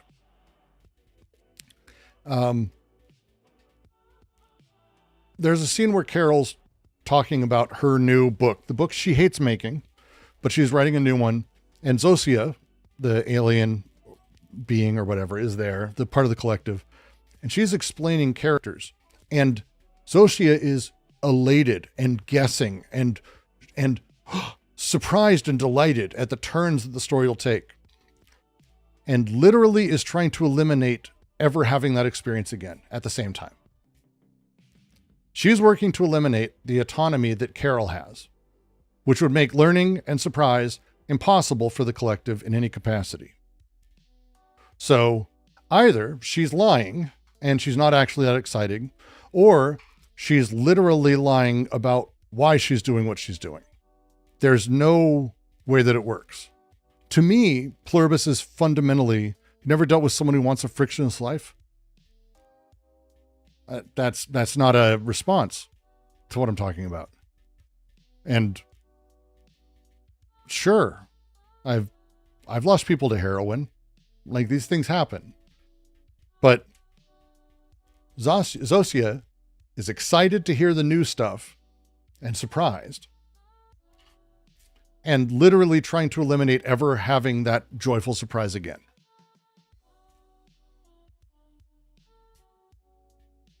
That's it. I agree with you. Zosia is lying, absolutely. If she's lying, then she can lie. Then what the fuck was that there was an entire episode about how they can't lie. And they've made this huge point about how they can't lie. And it's become a foundation of the thing. And if you're like, oh, well, then we're just hearing it from her perspective because there is lying going on. Well, then lying by what standard? Because then all of the things we've seen also make no sense. Like, the whole thing then doesn't make any sense at all. Because if she can lie, then why do 99% of the things that they're doing? And again, Carol isn't fact-checking everything they just say. No. Well, also, Carol's lie detector test is one of the dumbest fucking moments in television. Like, embarrassing. Did you like my book? Is, first off, yes, we loved your book, is an insane statement, because if you have taken in all of the world, why would, on average, the result be, yes, we loved your book? Most people would have never even heard of it. Do they know all the Earth experiences before they... So there is no getting there. There's a radio signal that everyone sees that these guys figure out is actually DNA, I guess, RNA that they turn into DNA that injects us and then fundamentally changes every person on Earth. There's no invasion. It's just a radio signal turned mind control.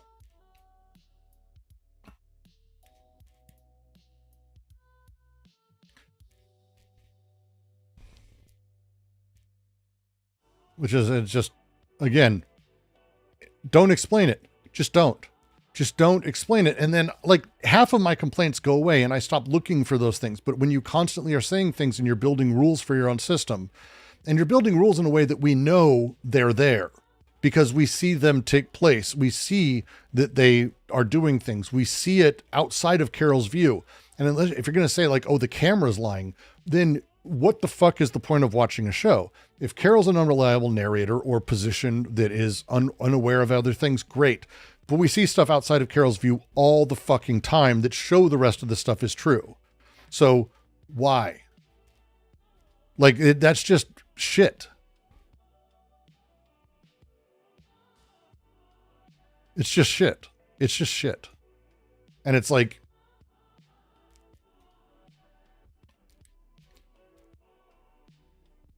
hey, we shut down all the lights. Okay, then why, when Carol's visiting different cities in the middle of the night, later on with Socia, all the lights are on? Everywhere. Everywhere she goes, lights are always on.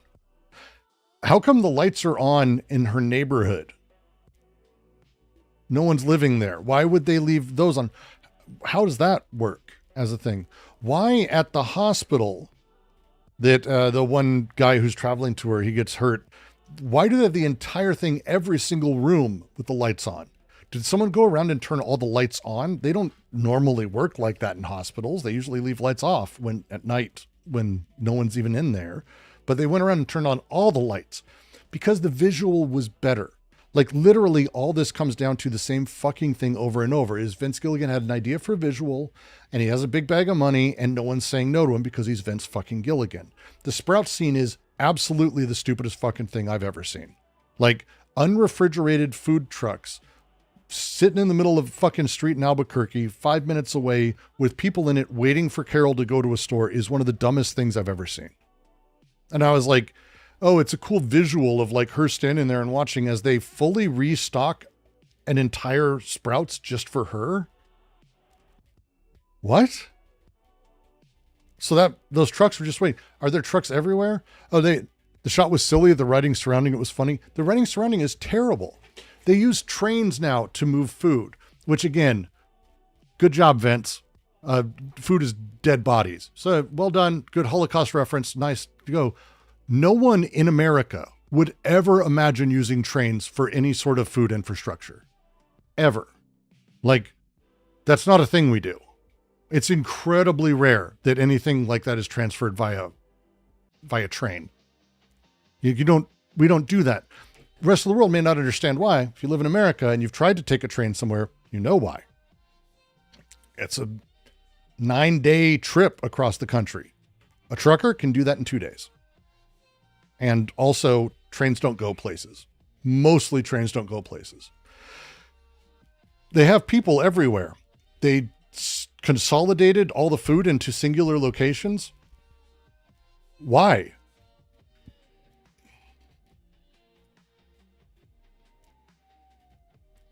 And Carol will go into the store and call and collect and be like, I worked hard to get to the grocery store. I'm independent. I want to get food by myself.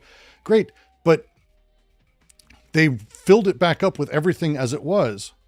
And again, unrefrigerated food trucks that aren't powered at night. You know this. That were only 2 blocks away. Because as soon as she called, they were there within 30 seconds. 12 food trucks.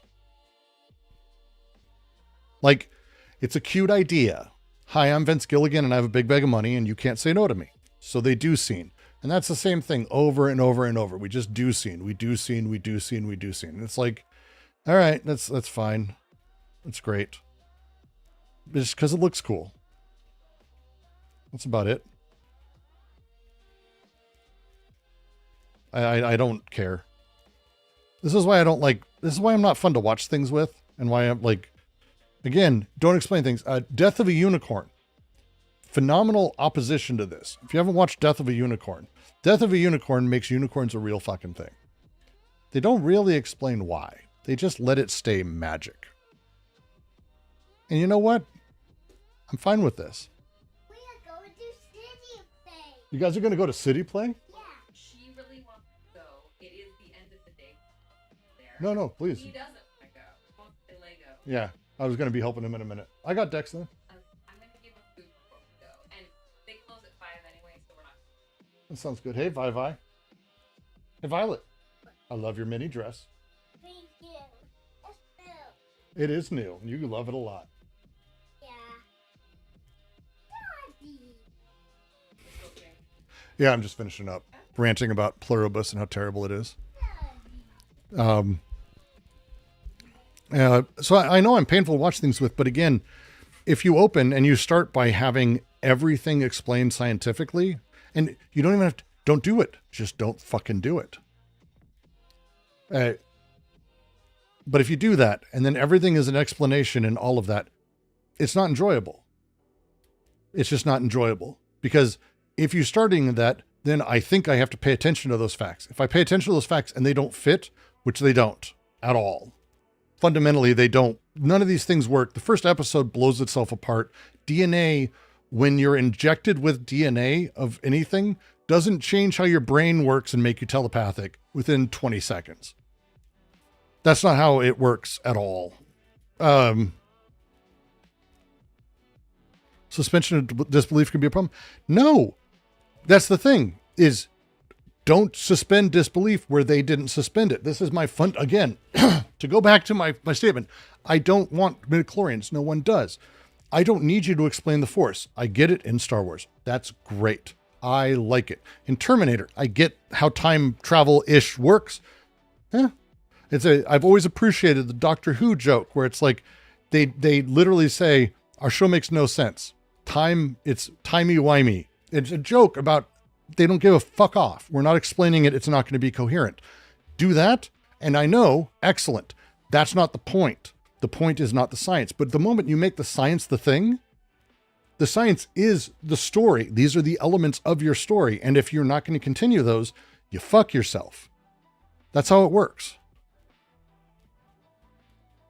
The collective is lying to Carol, a writer who half knows things. And they're lying to everyone else because they're doing the same thing to everyone else that we see. And again, how would they be lying? Why?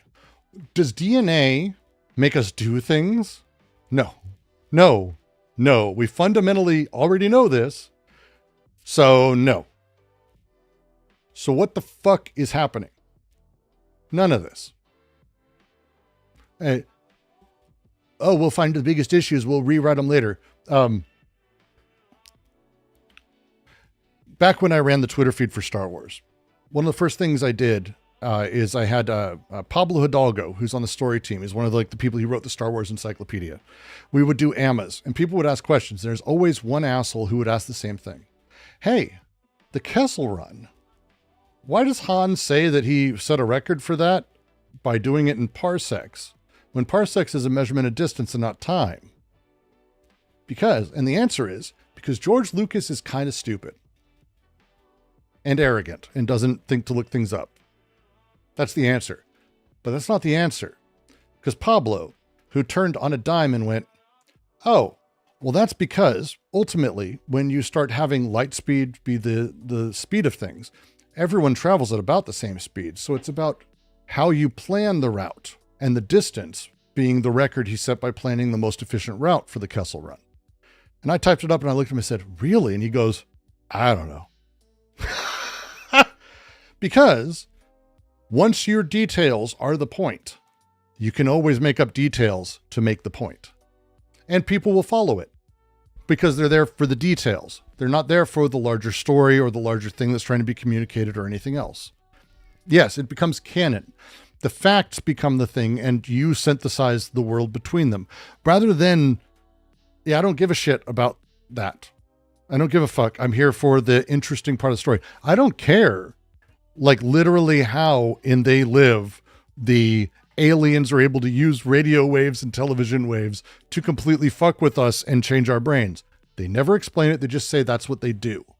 But if they went at these frequencies, at this setup, the details become the thing. Ruins the whole thing. Just terrible. Let me send you to something else that's terrible.